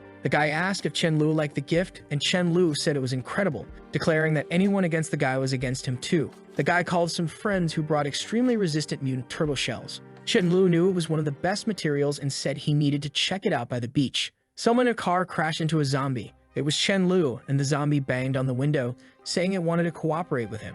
These creatures were getting too smart. Even Chen Lu was impressed with them negotiating at level 4. The zombie told him to bring many humans for him to eat. Chen Lu asked what he would get in return, and the zombie replied that he would gain life until Chen Lu slapped him. Grabbing the zombie by the neck, Chen Lu slapped him again. The creature wanted to say something, but got another beating. Now on his knees, the zombie apologized. Chen Lu then said that in 2 days, some humans would pass by and he needed to bring many strong creatures, but it was better if he came personally. Otherwise, Chen Lu would hunt him down. The scene shifted to the beach, where something caught the turtle's attention. It was Chen Lu approaching quickly. He almost got bitten, but dodged. Drawing the void blade, he slashed through 3 turtles, collected their innards, and stored the shells. Suddenly, he was startled by a gigantic turtle in front of him. He saw it was laying eggs and thought it would be insane to have a turtle king's egg. It was the perfect chance to steal some and raise them. However, the creature noticed him. Chen Lu knew it was risky, but he wanted those eggs. The monster came to bite him, but he dodged and slashed its neck. The attack did nothing. He wondered if it was a Blastoise. The creature was not only fighting well, but also seemed very intelligent in combat. Realizing the danger, Chen Lu devised a plan. He retreated, luring the creature to charge at him, then teleported to the eggs. The monster was confused, but the next moment, Chen Lu was already leaving with all the eggs. 2 days later, Chen Lu asked Rice if he sensed any danger, and Rice replied no. It was time to set the trap he had been planning, so he said he would go out. Rice was puzzled, wondering why he couldn't sense Chen Lu's danger accurately anymore. Perhaps there was a cooldown period for each person's danger sense. Chen Lu went to meet the zombie he had encountered. The zombie ordered an attack on him. In the next moment, Chen Lu almost got hit by a spatial cut and had to retreat. He wondered why that bastard had brought a zombie with spatial abilities. Seeing its speed, Chen Lu knew it was at least level 9. Despite his fear, he trusted Rice's foresight. He hid behind a rock, and the zombie asked if he was also a spatial ability user. At that moment, Chen Lu was trapped in a spatial cage, and the creature came from the side. Unable to move, Chen Lu tried to stab it in the chest, but it had no effect, and the monster attacked again, scratching his arm. He teleported behind it to use the time acceleration ability. The problem was that if he overused it, the crystal granting the power might break, but he had no choice. With the weapon on the creature's back, he continued accelerating its lifespan to age and kill it. The The creature didn't die immediately and turned to attack again. However, with its life drained, it collapsed. Looking at its own hand, the monster said it would kill him, but Chen Lu was relieved it had worked. From afar, the other zombie wondered how the leader died. He concluded he had to flee to avoid being killed by Chen Lu. However, Chen Lu appeared in front of him, saying he was very fast, asking where all his courage went to bring someone to kill him. The monster apologized, but Chen Lu said he wouldn't kill him. He handed over some turtle meat and told him to keep bringing powerful zombies. Obviously, Chen Lu's plan was to use the zombie to bring other zombies and continue evolving. As he entered the base, people wanted to bring him loads of information about everything happening. Daha had completed the intelligence part and reported on the evolved people. One notable individual was a guy named Jinyuan Jiang who had an earth power, and Chen Lu knew he would be strong in the future. He passed the news to Daha and ordered him to recruit the guy. Then he received a message about someone named Jiaxian seeking shelter, offering a level 7 crystal. Chen Lu knew this meant she was in big trouble. However, for him, it was perfect. The base would be a sanctuary where, as long as you paid the right price, you could find shelter. In a mansion in the mountains, a guy mentioned that Jiaxian had run to Chen Lu's base with the crystal. The angry man in the hat said they had to deal with it. His friend tried to stop him, calling it madness to go against Chen Lu, but he struck one of the cells, summoning a zombie and saying it was time to act. However, the zombie was lazy and wasn't interested. While the leader was pleading, someone came in, announcing that their base was being invaded and they couldn't stop it. Before he could respond, a slash cut through the middle. He turned to see Mo Ning, who declared he had come to clean the base. The leader ordered the zombie to attack. The creature told him to leave the territory, but Mo Ning vanished like Chen Lu and appeared behind, slashing the leader. The girl apologized for being late, but he reassured her. She couldn't stop praising him, calling him incredible, strong, and wonderful. She showed him a message from Chen Lu, stating that as long as you pay enough, he would handle any problem. The guy found this claim bold and wanted to embarrass Chen Lu. Meanwhile, at his base, Chen Lu was eager to see the creature hatch. He got excited when a little turtle appeared. Picking it up, he got a spit blast in the face from the baby. He didn't expect this newly hatched creature to have a level 2 ability. He then thought of using the time acceleration ability to age them quickly. At that moment, he received a message on his walkie-talkie that some guys arrived with hostages. Their leader named Mo Ning said Chen Lu had to go to the mountain. Chen Lu found it strange since he didn't remember offending this guy. Hearing about Mo Ning's powers, Chen Lu wondered if he also had a void sword. At the meeting spot, the girl told Mo Ning it was impossible for Chen Lu to have the guts to come there. Mo Ning drank calmly, saying he hoped Chen Lu would come. Otherwise, it wouldn't be interesting. Just then, Chen Lu appeared in front of everyone, confusing them. A man in a tree asked Chen Lu for help, and Chen Lu told him to stay calm. Mo Ning admired Chen Lu's courage to come alone despite building such a large base. Chen Lu ignored him and asked if he had something against him or if someone sent him. Mo Ning replied that he simply found Chen Lu arrogant and wanted some fun. Chen Lu realized that Mo Ning was like him in his past life, picking fights out of boredom. Seeing Mo Ning prepare, Chen Lu noticed he indeed had a void blade. He acknowledged Mo Ning's impressive ability, but said it was a shame he was seeking death. Chen Lu drew his own much larger blade.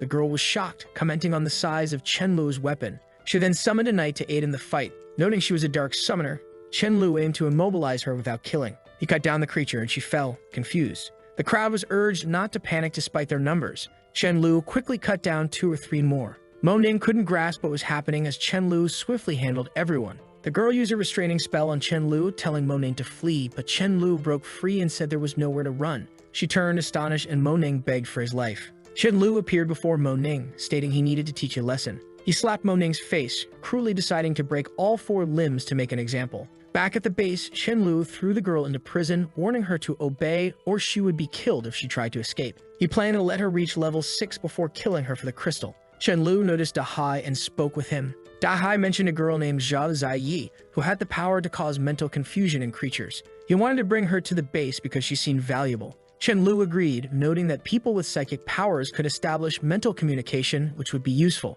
Dahai then informed Chen Lu that the person he wanted to meet had arrived. Chen Lu met with Jinyuan Jiang, telling him to check the car's trunks, which contained all the requested supplies. Seeing the pile, Jinyuan said he would join them but had one condition. His pregnant wife should only handle logistical tasks. Chen Lu agreed, saying Jinyuan would need to earn points for both of them. The boy didn't spare anyone. Jinyuan would work for both. Meanwhile, the giant turtle approached his shell, lamenting the theft of her child. Emerging from the turtle was a marine friend with fin-like ears. Calling herself Haiji, daughter of the seas, the turtle congratulated her new strength and urgently requested help. Haiji agreed, though she would be weaker on land. She climbed on the turtle's back and they headed towards the base. In the car, Chen Lu received a mental message from Zhao Ziyi, impressed by her skill. She relayed Miling's urgent warning that she and Millie would die according to Rice's prediction if Chen Lu didn't return. Chen Lu was confused as the sisters, many people, and the Thunder King were at the base. What crisis could possibly threaten them? Chen Lu teleported, informing Sugaju that the car was too slow and he needed to handle the matter at the base urgently. After several teleports, Chen Lu arrived and found everything calm. He questioned why it was so peaceful, and Rice said that with him there, things had changed. The voice in his head mentioned that a giant turtle was approaching. He guessed it was the one whose eggs he had stolen and stormed out, fuming, thinking the creature sought revenge. Confident in his recent advancement to level 7, he believed he could win. Facing the creature, he ordered it to stop. The girl asked who was calling a monster. Chen Lu immediately recognized her as Haji, knowing she was one of the most lethal creatures to appear. Seeing her flying, he was sure she was at least level 9. His only advantage was knowing her weakness, darkness. He was suddenly surrounded by a purple chain. Confident due to Rice's prophecy, he dodged her laser beam, realizing it would have killed him if it hit. Teleporting behind her, he told her to die, but she elegantly dodged. Now aware of his teleportation, it would be hard to land another precise attack. Nearly falling into the turtle's mouth, he teleported again. Haji sent a hand his way, saying he wouldn't kill her with such tricks. Using an ability to suspend himself in the air, he couldn't attack and his energy was depleting. Without a clear plan to win, he noticed Haji was impressed his energy hadn't run out yet. Using his time ability to command her to die again, nothing happened, and he had to run. Seeing the sky battle, people doubted Chen Lu's chances. Mei Ling suggested everyone take the opportunity to flee, wondering who Chen Lu had provoked this time. Then the Thunder King grabbed one of the turtle's daughters in his mouth, making the mother cry. Threatening to crush one of them, Chen Lu felt proud of his smart dog. Haiji, however, ignored this and sent another slash his way. Teleporting, Chen Lu grabbed another daughter, warning that another attack might kill one of them. The turtle mother pleaded and cried to Haiji. Concentrating energy, Haiji aimed to resolve the issue. The Thunder King, irritated, asked what was happening. Using a clone technique, he attacked, but Haiji easily defeated them. Chen Lu was worried as she prepared to grab the real one. Intervening out of fear, he told her to return to the end of the world, creating a spatial exile that made her disappear. The Thunder King was shocked, not knowing how Chen Lu managed it. With his mouth bleeding, Chen Lu wondered if he had truly banished her, realizing his energy was almost depleted. Finding her shell, her greatest weakness, was now a priority. Pointing the sun at the turtle mother, he demanded the shell's location. Hesitating, she warned that hesitation would cost her son's life. She agreed to talk. He returned her children. Chen Lu warned that once she revealed the location, Haiji would hunt her too. Suggesting she stay at the base, claiming her children liked him, he had her take care of the turtle as a weapon against the mother. Sometime later, with Haiji's shell in hand, he faced a dilemma. Breaking it would drive her insane before she died, ending everything. Calling her name, he said it had been a long time. Approaching, she asked how he knew her name without anyone telling him. He revealed he not only knew her name, but also that destroying her shell would kill her. Haiji assumed the turtle had told him everything and asked what this human wanted. Chen Lu explained that neither of them had a reason to kill each other and asked how long she planned to live. She was confused, so he elaborated that he could currently accelerate time but would soon be able to reverse it as well. She was about to ask something, but he preempted her, saying that was exactly it. However, he needed at least a year to become strong enough. After that, he could slow her aging and keep her alive. Haiji agreed, saying that since she didn't hate him, she would wait a year. However, if he failed, he would die. Chen Lu smiled, thinking that in a year, he would likely be stronger than her. He then said that as a gesture of sincerity, he would return the shell, but she would have to give him the pearl on her forehead. She ripped it out and said that was fine, but she would return in a year, and he better not be hostile. Feeling proud, Chen Lu not only managed to get Haiji off his back, but also scored a like on this video to help Mamoru make more juicy content for his viewers. Activate the cheeky little bell, and I'm out. And you remember that the last chapter ended when he took the pearl from Haiji's forehead. He was confident because not only did he manage to make the turtle part of his team, but it was now linked to him. In another place, a zombie was making a genki dama. While smoke rose around, he said that dried meat isn't very good since the juice is the best part. Then a random guy appeared and said that his boss was willing to make sacrifices for the zombie. The zombie said that the boss had better be careful because the meat had to be fresh. Back at Chen Lu's base, he was asking if a luminous-type zombie had appeared. Zhao Hai said yes, and that the creature was in a northern base destroying everything. Our boy replied that he understood, while thinking that with the power of time, it was impossible for a creature to defeat him. Then he went to ask Rice how he felt about his safety. Rice replied that Millie had a good opportunity, and he didn't need to be afraid. Chen Lu got excited since the opportunity was probably the luminous crystal. Elsewhere, a god was resting on the couch thinking that after killing this level 6 creature, it would be easy to advance. Then a guy suddenly entered and reported that a creature had invaded the mutation room and the boss was shocked. The guy tried to explain, but he already pushed him aside, saying that apparently he would have to resolve this personally. Ken Lu was also there teleporting, and that creature from yesterday seemed to be absorbing everything nearby. As he was eating, Chen Lu kicked the door open. The zombie asked if he was the next and said that his meat had better be good. However, Chen Lu only asked how this guy had the courage to talk like that to his father. The monster began to conjure a circle of energy saying he would make him shut up, while Chen Lu said it was impossible for him to die to something that took so long to prepare. At that moment, the guy launched a barrage of attacks, but our boy smiled, saying that it was very slow. He disappeared into thin air and the zombie was confused. At the same time, he appeared behind, hitting him hard on the nape. Seeing that the creature withstood the first attack, he said that apparently it was at level 8. He approached him, saying that he would have to use a certain move. The monster jumped towards him to deliver another blow, saying that now he would die. However, Chen Lu confidently said he was thinking the same thing about the creature. Chen Lu seemed to scream and the monster suddenly stopped the magic and fell to its knees, confused. He asked if it was some kind of poison and Chen Lu just smiled, saying yes. With that, he felt lucky to have obtained a level 10 crystal. It was then that someone in the room ordered him to stand still and drop his crystal. Chen Lu turned and asked since when that crystal belonged to the guy. As the guy approached, Chen Lu said he could give it as a gift for the encounter. The guy replied that he knew Chen Lu was formidable, but you should keep the crystal since he was alone. Our boy sighed, saying that apparently they couldn't coexist peacefully. The leader of the guys told him to shut up and ordered his group to attack. However, Chen Lu was confident. Now that he had mastered the spatial cut, he didn't even need to activate the sword. The cuts just touched the body and instantly the head fell to the ground. The psychopaths of the apocalypse changed their minds immediately and began to smile, saying that Chen Lu was incredible. As soon as the boss died, everyone lined up, saying that Chen Lu was the best boss ever. They were even clinging to our boy, telling him to go along. Our boy liked it and said that this Zhang Chuan had a good vision. With that, he left this guy as the boss and went away. Thus, he had control of that base without having to do anything. Back at the base, he handed the crystal to Millie, saying it was a big gift from her big brother. However, she didn't want to accept it, saying he was the anchor of that base. Chen Lu explained that as soon as he passed level 8, this crystal would no longer be useful to him, and that currently he was so much stronger than her that he was afraid she couldn't handle extracurricular activities. With that, she gave a healing slap. That bastard only thinks about that. A week later, he was waking up in bed. He had finally reached level 8.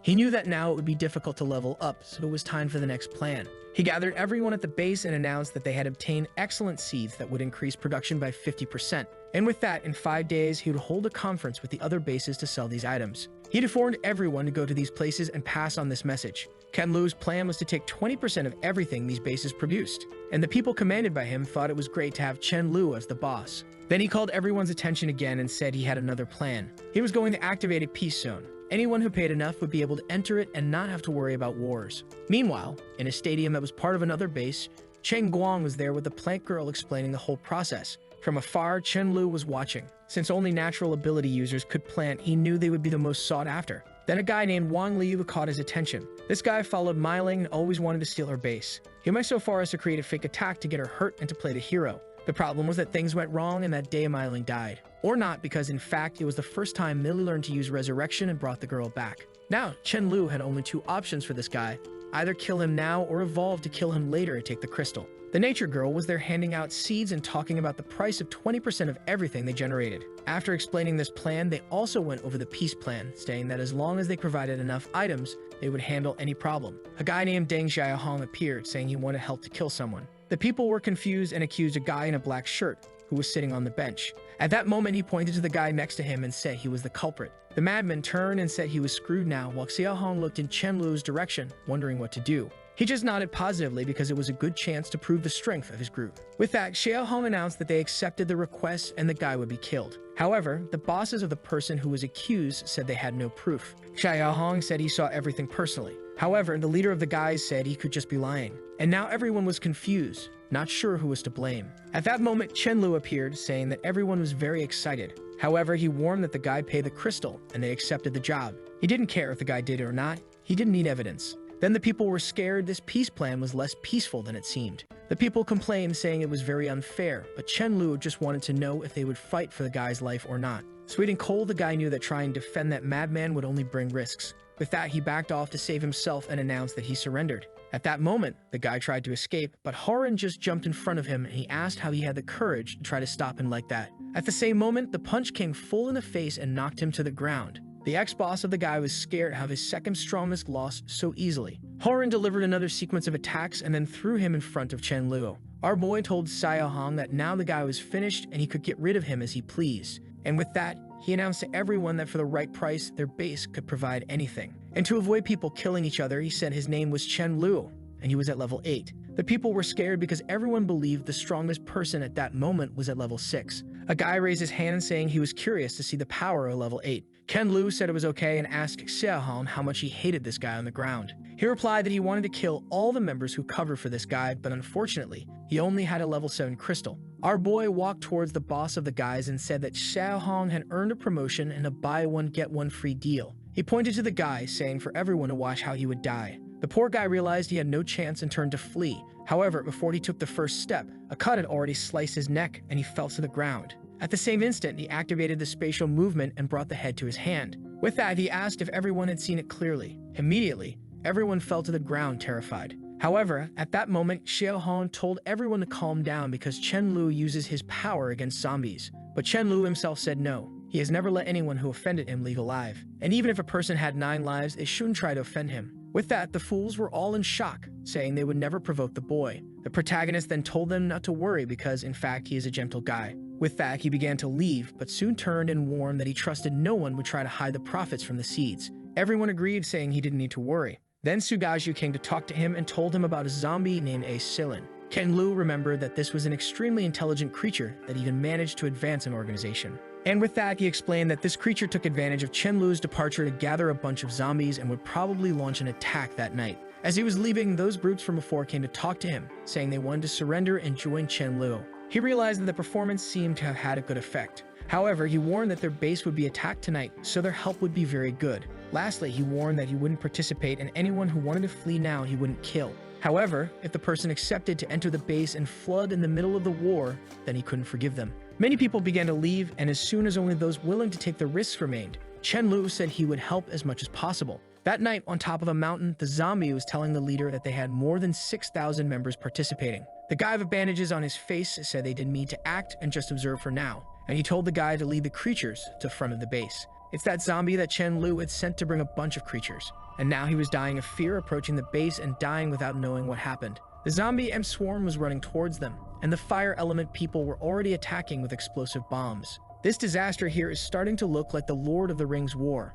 However, the fire people realized they were not having an effect. The zombies were protecting themselves with each other's bodies, until fire dragons started sweeping many away. It was Mailing who notified Chen Lu that it was time for the next step. With that, Sudaji ran ahead, announcing that it was time for physical attack. He threw himself into the middle of the zombies, tearing everything apart and punching everyone. From atop the mountain, Icelin was just observing that the enemies seemed to have good abilities. He began to suspect some kind of spy since the guys were very organized for those who received a surprise attack. The zombie spy realized he was about to be discovered. He passed this information to Cheng Guang, who relayed it to Chen Lu. Our boy wanted to place that zombie as the leader of the zombies to manipulate them all. However, if that was the case, he had already disappeared, knowing he would have to deal with the guy. Elsewhere, Icelin was beating up Chen Lu's spy, until Chen Lu appeared right behind him, asking if that was the leader. The guy turned and launched an attack towards him, but Chen Lu was just smiling. He disappeared again and appeared beside, cutting the poor guy's head off. Ken Lu stared at the zombie spy, telling him to attack him, or no one would believe the guy. With that, he got the message and jumped towards Chen Lu, saying he would avenge his brother. He went to punch and kick and threw Chen Lu to the ground, who put on a show, saying he would be back and ran away. He turned to his brothers, saying it was very sad that the leader died. And at the same moment, a guy in a brown coat said he would be the new leader. The zombie spy didn't like that and grabbed him by the neck, beating him up, apologizing, but he would have to be the sacrifice. After it was over, everyone said he was the new leader if that was the case. Sometime later, he met Chen Lu and asked what he thought of the performance. Our boy congratulated him and handed over a crystal, saying he was doing a great job. With that, the zombie was all happy, saying Chen Lu could count on him. Our boy saw that the zombies had fled and that battle had yielded many crystals. Right at that moment, he received a telepathic message. The person informed him that the girl from the seas was asking for Chen Lu's help to kill a level 10 creature. Now the confident boy is smiling, saying he would appear there now. He went to the beach, and she came out at the same time. She threw some crystals in his hand, saying these creatures were pestering her. Ken Lu was excited as there were even level 9 crystals there. With that, he thanked her and said he would do a good job, only wanting to know where this level 10 creature was. She informed him it was an icy-type fish and was about 10 minutes away. Sometime later, she was jumping against the creature, telling Chen Lu to activate the ability. She defended against the attack, and he sensed some spatial cuts. However, the creature appeared to defend with its own ice attack and launched it in their direction to Chen Lu. The problem was that he felt he wouldn't be able to dodge it. The poor guy had turned into a popsicle. The ice attack was faster than his teleportation, and the creature attacked once again. He had to activate the spatial exile. Haiji immediately came over and said he had better know where that beast ended up. Ken-Lu explained that he knew where it went and informed them it was 30 miles to the east. Since it was a fish, it was very easy to kill, and now they were already collecting the crystal. Haiji explained that he should eat the body of that beast. Our boy was confused since it was usually poisonous. However, she explained why her strength was much greater than that of humans. When she was still inside the shell, the meat of a high-level creature fell inside. She began to consume and accumulated so much energy that she thought she would explode. Luckily, the king turtle appeared and ate part of the meat. With that, both of them grew stronger. She was sure that every time she was attacked by the fish monster, they were always trying to eat her. Ken-Lu recognized the explanation of how she got stronger as the same as consuming a high-level crystal. She explained that it would be a waste to lose so much stored energy, and Chen-Lu agreed. Even if the taste wasn't good, it was worth it for the power, not to mention that he could ask Mayu to prepare and share it with several members. The scene shifts to another part of the sea where a mermaid is on top of a rock. Someone calls out for the Ice Sister. It's a seal who says that his brother was killed and needs to be saved. She asks if he was killed by the great white shark. However, the seal says no and mentions that he remembers the smell. The Ice Sister wonders who this person is that has the strength to kill a god, while the seal pleads for her to help avenge his brother. She starts swimming and tells him to guide her to where this person is. The scene shifts to Haiji and someone nearby saying it's her. Haiji asks if the other is human or mermaid and warns that she will be a great supply for her friend. The Ice Sister is confused, asking who this little brother is. However, Haiji just has a laser and says that soon she will find out. However, the Ice One easily blocks the attack, saying that her strength is decent. But unfortunately, face to face, it's far from enough. At that moment, Haiji tries to flee, realizing she has no chance. However, in half a second, she is completely frozen. The seal begs for her to kill that person for killing her brother. But the Ice One asks if he wouldn't prefer her to kill the younger brother she mentioned. Back at the base, Chen-Lu was handing the new meat to Mayu to prepare. She explained the best way to prepare it, and he helped cut it. After a while, she told him to try it. He was hesitant since the taste last time was horrible. And unfortunately, it was still terrible, and Mayu said it was an insult. He wondered if anyone could eat that stuff. Then nearby, Thunder King smelled something. He ran over excited, wondering what it was. Ken-Lu saw that Thunder King had tracked it and wondered if he liked it. With that, he served it to the dog, saying it was delicious and he would love it. A second later, that damn dog was full, and Chen-Lu decided to use him as a test. At that moment, he received a message saying that contact with Haiji had been cut, and it seems he was summoned to a certain island or she would be killed. Ken-Lu ran out, but he knew that if someone defeated Haiji, that person was at least level 10. Chen-Lu asked Rice if he was in danger, who replied that he was safe for the next 3 hours. However, Chen-Lu knew that 3 hours was the time it would take him to get to that island. That meant that at this moment, Rice's power was useless. Unfortunately, his ability had a cooldown, so he couldn't take him for a temporary prediction. But suddenly, he got mad at himself, saying he couldn't be afraid of anyone as the King of the Void. Already at sea, Noskurath said the woman's outfit saved a lot of fabric.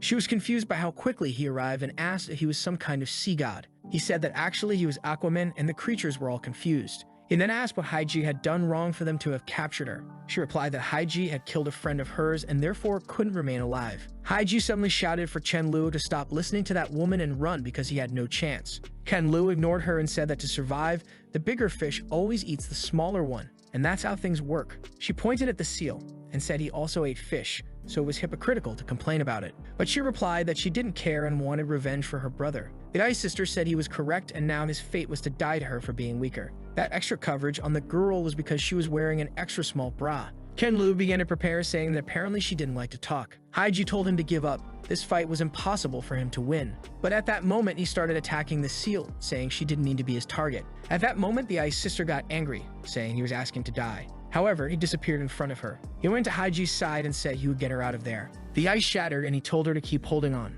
Ken-Lu asked if the mermaid wanted to follow him without any cover. You can imagine what he did next. She had to cover herself, so I don't need to say more. With that, he said goodbye and told her to follow if she wanted. Haiji congratulated him on killing the leopard because now she couldn't track them. Ken-Lu warned that the sea was no longer a safe place, so she would have to stay with him. The biggest problem now was that his abilities to accelerate and stop time were not evolving. Maybe he would have to find the girl from the past life who had this power. At the base, Millie was worried about going to such a distant city and asked what he would do there. He explained that there was a person with the ability to control time and he needed that. Millie continued to worry, asking how long it would take. Our boy replied that if everything went well, it would take at most 2 or 3 days. The problem was that he didn't know what he would do if the person decided not to cooperate with him. Of course, he didn't mind using force, but this person was very dangerous. After a whole day of teleporting, he finally arrived in City Itch. The only thing he remembered was that she ended up here. but he didn't know the specific location. Walking around, he found a group of people. Someone called out to them. It was Chen Lu asking if they knew a girl named John.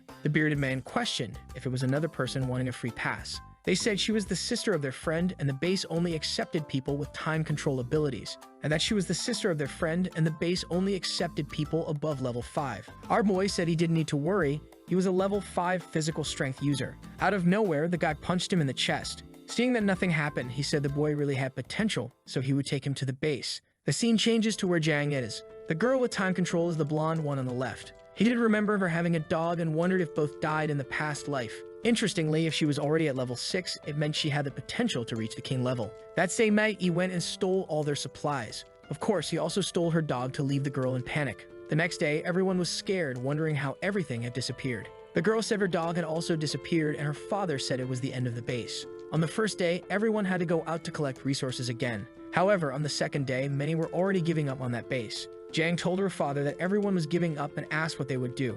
At that moment, a guy brought bad news. He said that some neighboring bases found out what happened and were now planning to attack them. Jiang asked if that was possible, and the guy explained that they had some level 7 users. However, her father said they would defend that place with their lives. He told everyone to contact all members, and that today they would fight to defend it. Chen Lu wondered if he had only accelerated the girl's death as it happened in the past life, and also if she would be able to use her time ability to win this fight. But he started hitting himself, saying it wasn't necessary to let her suffer so much. Since he was there, he would ensure the battle was won. Her father said Jiang would use her power to take down the strongest guy on the other side, and everyone said they would win this easily and that it was disrespectful for them to be attacked. A guy came to deliver a message, and the leader said for them to go meet the enemy. When his body started to inflate, he said goodbye to everyone. Suddenly, poison surrounded the entire area. The father was shocked that he was betrayed by someone who had been with them for over a year. Jiang asked what happened, and he said they were being betrayed by several people. The people commented that the poison had halved their power, so what would they do? Until Chen Lu appeared, saying there was no need to panic.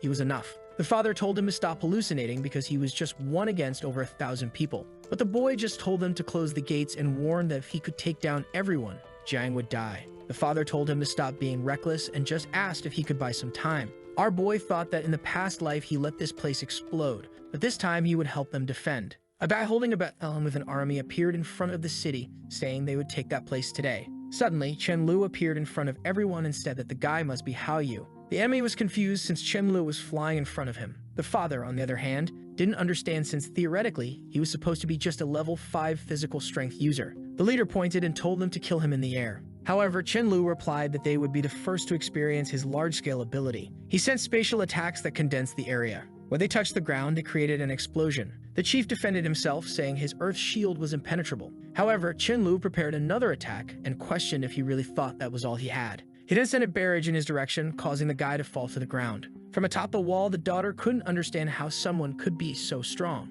And now the father could understand why the boy was so confident. The chief prepared himself again and said that Chen Lu was courting death. Our boy realized that the guy had the power to manipulate gravity. He managed to defend himself, and Chen Lu said it seemed he was better than he had thought. He approached, saying that he had indeed managed to save his group, and he advanced towards him, saying that if that was the case, he must have a high-level crystal. The guy once again activated his gravity power to try to defend himself. However, Chen Lu just broke through with his hand and told him to stop trying so hard. He warned that the crystal he was carrying now would be his. At that moment, the chief's body fell to the ground, and the father said that crystal was what Chen Lu was looking for. The chief's body fell to the ground, and the father said that the boy seemed more dangerous than they had imagined. A guy next to the father said that Chen Lu seemed interested in his daughter. At that moment, the father got excited, saying it was very good news. If the boy was really in love with his daughter and was so strong, there was nothing to complain about. Even if he died in that place, he knew his daughter would have someone to protect her. Our boy didn't waste words, just approached her and told her to come with him. The father, on the other hand, told Chen Lu that he wanted to discuss something. He served tea and asked if he came to that base because of Xiao Xui, and he told Chen Lu that he could be the second or even the most important person there. Chen Lu said no, he wanted to take her away. The father said that in the family tradition, to marry her, he would have to pay with 200 pigs. Confused, Chen Lu questioned where he would find that. In fact, it was all the father's plan because now he had an excuse to tell the boy to stay. The father said that if that was the case, he would have to stay at the base to be with his daughter. Now Chen Lu wasn't happy, realizing that the father was trying to make things difficult for him. And our boy asked if the father knew what time it was. He looked at the clock and said it was 4 in the afternoon. However, Chen Lu, half-jokingly, said that it was time for the father to understand that he wasn't in a position to negotiate anything. And he approached, warning that if he continued to make things difficult, he would be killed. Or worse, if he tried to take his daughter by force, what would he do? The father angrily asked what his plan was and where he would take her. Ken Lu just explained that he had a base in the capital where he was gathering the strongest people to survive. If he wanted, he could come with them and join the base or even start another. He had no ill intentions, but he would take the girl at any cost. And before leaving, he warned that soon that place would be flooded, so it was best for him to leave anyway. At that moment, he ran into Zhang and said he was looking for her. Ken Lu, like a psychopath, told her to try to stop him. She explained that her ability wasn't to stop people, but to control time. However, he ignored what she said and told her to try. He realized he couldn't move at all, but his abilities still seemed to be functioning. Unlike the past life when even his thoughts were accessed, now he could maintain consciousness. Maybe it was because he also now had a time ability. He started moving again and told her to try again. Seeing that she could only stop him for 3 seconds, she realized how strong he was. Exhausted, she said she could only try one more time because it was very tiring. At that moment, Chen Lu was surrounded by a void aura. He broke her ability and said it seemed that's how it worked. Unlike the past life, now not even someone with time control ability could stop him. He then turned and told her to go rest as he had things to resolve. The scene shifts to a girl holding a badge towards the moon. She celebrates for finally creating a perfect copy. Her name is Yusai Ying, and she is seeking revenge on someone who has a base in the capital. This opportunity she received was from the heavens, and she would take advantage of it. A week later, our boy is returning with a father and daughter. The people at the base get excited when they see him. At that moment, he is surrounded, and everyone starts telling him that place had been in chaos since the day he left. Chen Lu is startled when they mention a woman invaded that place. He knows that someone created a fake copy of the badges that Long Yu made. The problem is that it was too quick, so it doesn't make sense. At that moment, Mylan comes running, saying that he finally returned. Seeing this, the poor new girl gets disappointed because she already wanted Chen Lu for herself. Millie apologizes for letting things get to that point. However, Chen Lu says it's okay, and he also didn't expect they would manage to do something like that. Myling then informs him that they already captured the woman, and Chen Lu says he will take a look. He approaches the white-haired girl and asks how she forged that identification. She says copying the appearance is false and used the fame of Chen Lu's base to destroy another. Our boy questioned why she went so far to kill those other elders. She explains that the leader of the base she invaded wanted to force her to use certain things and even killed her brother. Ken Lu seemed indifferent to her sad story and said she would be executed in a week. He needed to do this publicly so that everyone would understand that copying the crest of his base meant death. At that moment, someone came running and informed Chen Lu that they were bringing in a strange body. Strangely, everyone was trying to get rid of it, but it seemed indestructible. Ken Lu knew that the only kind of body that was indestructible, even when dead, was that of king-rank creatures. He immediately disappeared from among the sisters. He arrived in the middle of the group and asked to see the so-called corpse. The man who found it told Chen Lu would take a look. He tried to pierce the skin and realized that even with the power of the void, he couldn't do it. This meant that the creature was indeed a king-rank zombie. He then turned to one of the guys who brought it and asked what they wanted in return. The guy said he didn't know its exact value but brought it as a gift for Chen Lu because he was sure it was extraordinary. Our boy thanked him and said that this was enough for them to join the base and have its protection. The guy, emotional, thanked him for everything. A while later, Chen Lu was trying to extract the crystal from its forehead. After much effort, he succeeded and now had enough crystals to advance to the 9th stage. Unfortunately, sometime later, several bases were submerged and people began to migrate. A man in a cap said they had come from afar and it was best for those people to leave this base. This was one of the bases protected by Chen Lu, so the people were not afraid. They warned that they should give up or they would call Chen Lu, who was a level 9 awakened. The man heard the name of the city Chen Lu was in and wondered if it was possible. However, one of the guys from the base knew that Chen Lu was far away, so it might be better to give up for now. He then turned to the invaders and said they would give up, but the plan was not so simple. As soon as the people left the base and were evacuating, the man said he was tired of this. He cast a void spell saying he just wanted to avoid future problems. A tornado began to kill everyone, and the man asked why he wasn't keeping his word. With that, everyone evacuating was killed. They remarked how naive they were to have believed that. The man in the red bandana said the people in this region were very weak, but someone on the ground challenged him to go to Chen Lu's city. The man stepped on him, telling him to shut up, and the guy with the bandana said they would have to check out this city of Chen Lu. Meanwhile, in another part of the city, a girl named Lin Weiwei said she never imagined she would return to this city. 2 years ago, she had encountered a stray dog and had cut it. She regretted doing that, and if she could find it again, she would make peace. Clearly, she was the one who cut Thunder King. I don't know if he will forgive you, my friend. At that moment, a friend came and informed her that they had found information about the strongest person in this place, and said they had genetically modified seeds that produced 50% more. Weiwei was shocked as she had a similar power but could only increase production by 1/3. Her friend said it might be a good morning and they should check out that base. The day of the trial for the girl who forged the badge had arrived. Ken-Lu already knew that several of their bases were being attacked because many people were migrating. Everyone was informed of the crimes that girl had committed. Pretending to be someone from their base would lead to death. Ken-Lu said it was a pity, but unfortunately, he needed to kill a chicken to scare the monkeys. Another crazy Chinese proverb, but at that moment, the cut went through the girl. As soon as the head hit the ground, everyone realized it wasn't wise to offend Chen-Lu. The guy who had taken one of his bases was there and already terrified, not understanding what happened. An announcement was made that from now on, Chen-Lu's base would only accept people above level 6. Wei stood up and her friend asked where she was going. This girl was ruthless and said that unfortunately, it was time for the phoenix to rise. She wouldn't let this bunch of weak allies become a burden to her. She then approached Chen-Lu, saying she had the ability to accelerate crops by 30%. Obviously, she was accepted and Chen-Lu was excited. She was welcomed to the base.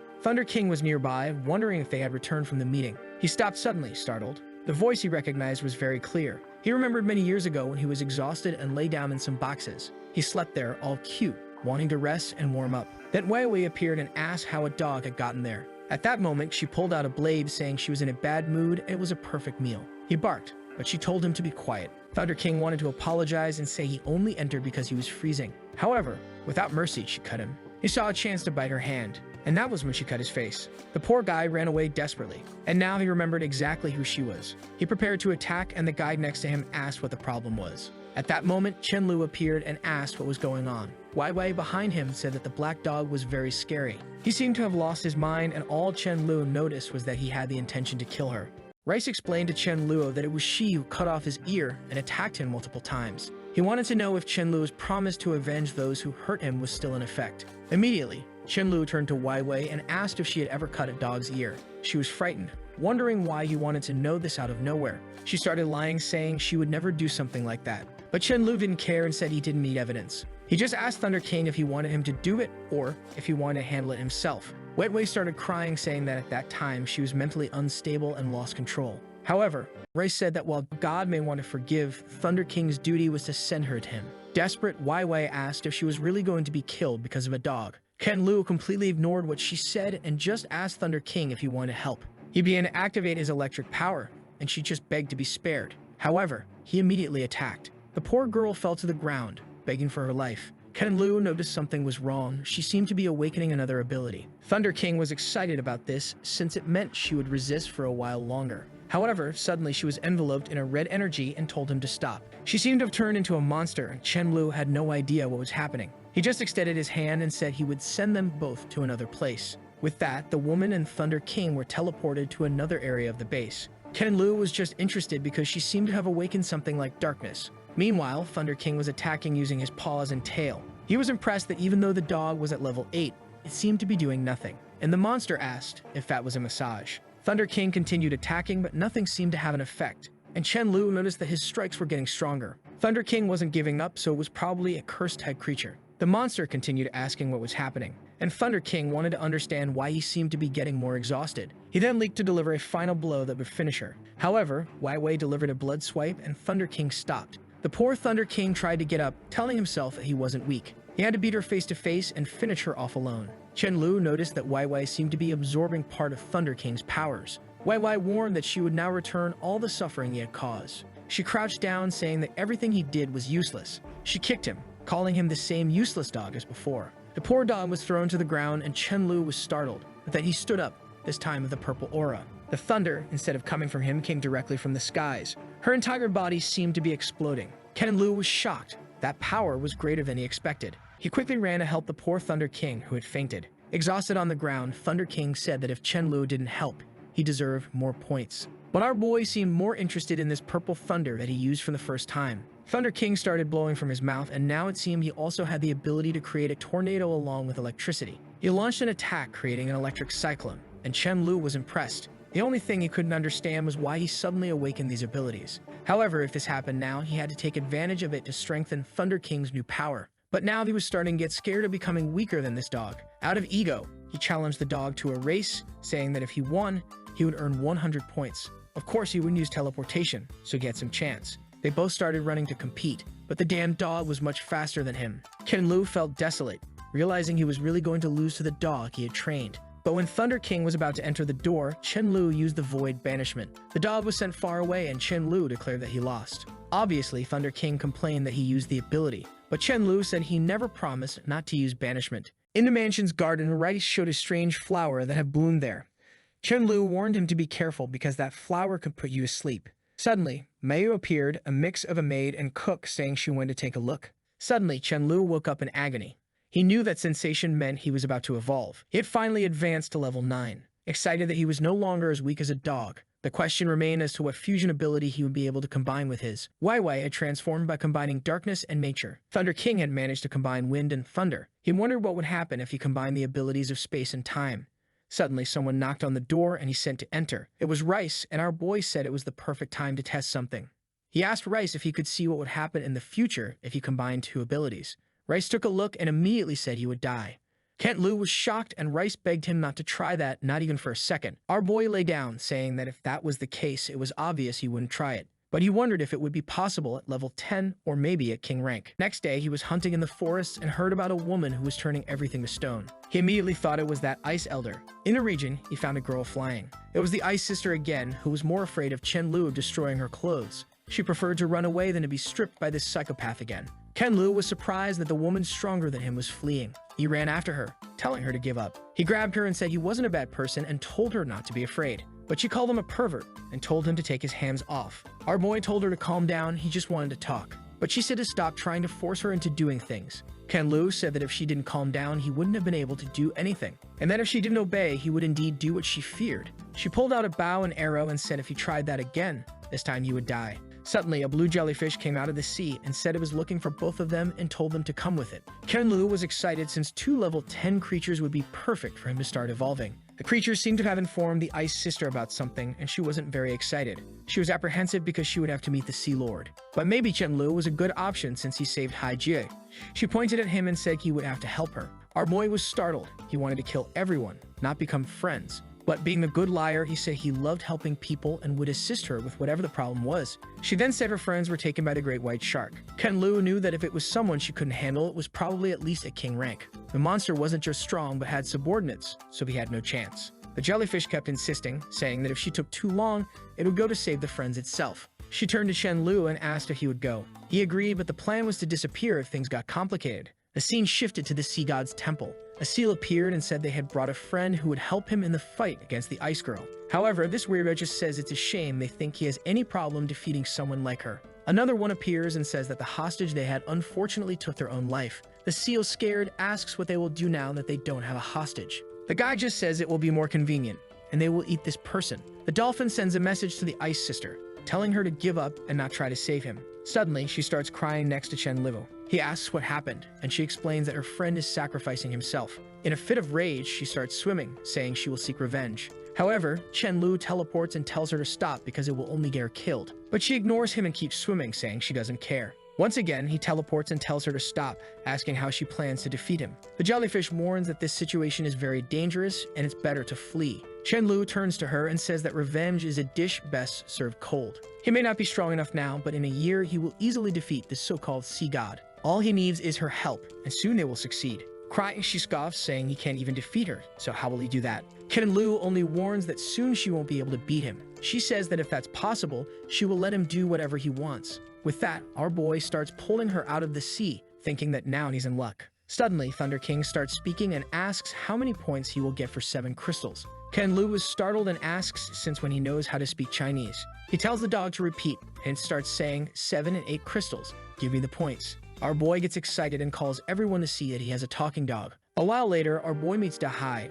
who says he has some information. He talks about a woman named Lu Tianzu, who has over 620 subordinates and an Earth-type ability. Ken Lu remembers that she was the only person of nature who managed to reach the king rank. He knows she's a good option because she isn't an idiot and isn't too ambitious. The list Dahai gave also has information about a certain Hook Sangfeng, who seems to have killed a lot of people and has over 2,000 subordinates. Ken Lu thanks him and says he will have to take a walk. The scene changes to Lu Qianzu's base. The guy who wants to defeat Chen Lu introduces himself and says he wants to talk about something. He says that unity is strength and asks if she wants to join forces with him. She just responds that she will consider it. The guy, realizing that she didn't even ask what he had to offer, knows she politely refused. He questions if she did this because of Chen Lu. Impressed, she says yes and is considering partnering with him. The guy gets angry. Not only was he rejected, but she also revealed interest in someone else. Suddenly, someone shouts, warning that a bunch of zombies is approaching. The guy has the idea to help her and gain some moral high ground to make her join him. In front of the base, a zombie is leading the invasion attack. Of course, it's Chenlu's creature, which he's surely sent to do this. The guy with the bandana appears and tells the creature to stop being arrogant. He prepares a spell in the air, and the zombie says he wants to see this power, while the other subordinates are being beaten up. The guy sends a storm wave, telling everyone to die. However, the zombie easily rides the wave and approaches. Someone sends a phoenix attack, telling him to move aside. The blow hits Chenlu's subordinate squarely. However, once again, he walks through the attack, saying it is too weak. He grabs the phoenix, which starts trying to escape. She detransforms and falls to the ground. Obviously, it's Tanzu, unable to flee. A while later, it seems the zombies took her somewhere else, and one comes to inform that Chenlu's people have arrived. The guy is scared, and she wonders if these zombies are part of Chenlu's base. Armoy arrives on the scene and realizes he arrived just in time. Stylishly, he says to himself that she doesn't need to be afraid the hero has arrived. She's impressed that just his presence made all the monsters flee. Immediately, she throws herself at Chenlu, begging to join his base. Our boy is impressed by her determination and says he accepts. He explains that not all her members are level 6, but she doesn't need to worry, they can stay in other bases, and he guarantees that no one will harm them. Chenlu sees the guy with the bandana and asks if the spies were sent by him. He warns him not to have any wrong ideas or his end won't be peaceful. With that, he leaves, telling Chanzu to go with him. Humiliated, the guy gets angry, saying he will find a way to get revenge on Chenlu. However, upon returning to the base, there is a giant black hole above the entire city. No one has any idea what it is, and they wonder if it's a premonition of like this video that helps Mamoru make more juicy content for his viewers, activate the cheeky little bell, and I'm out.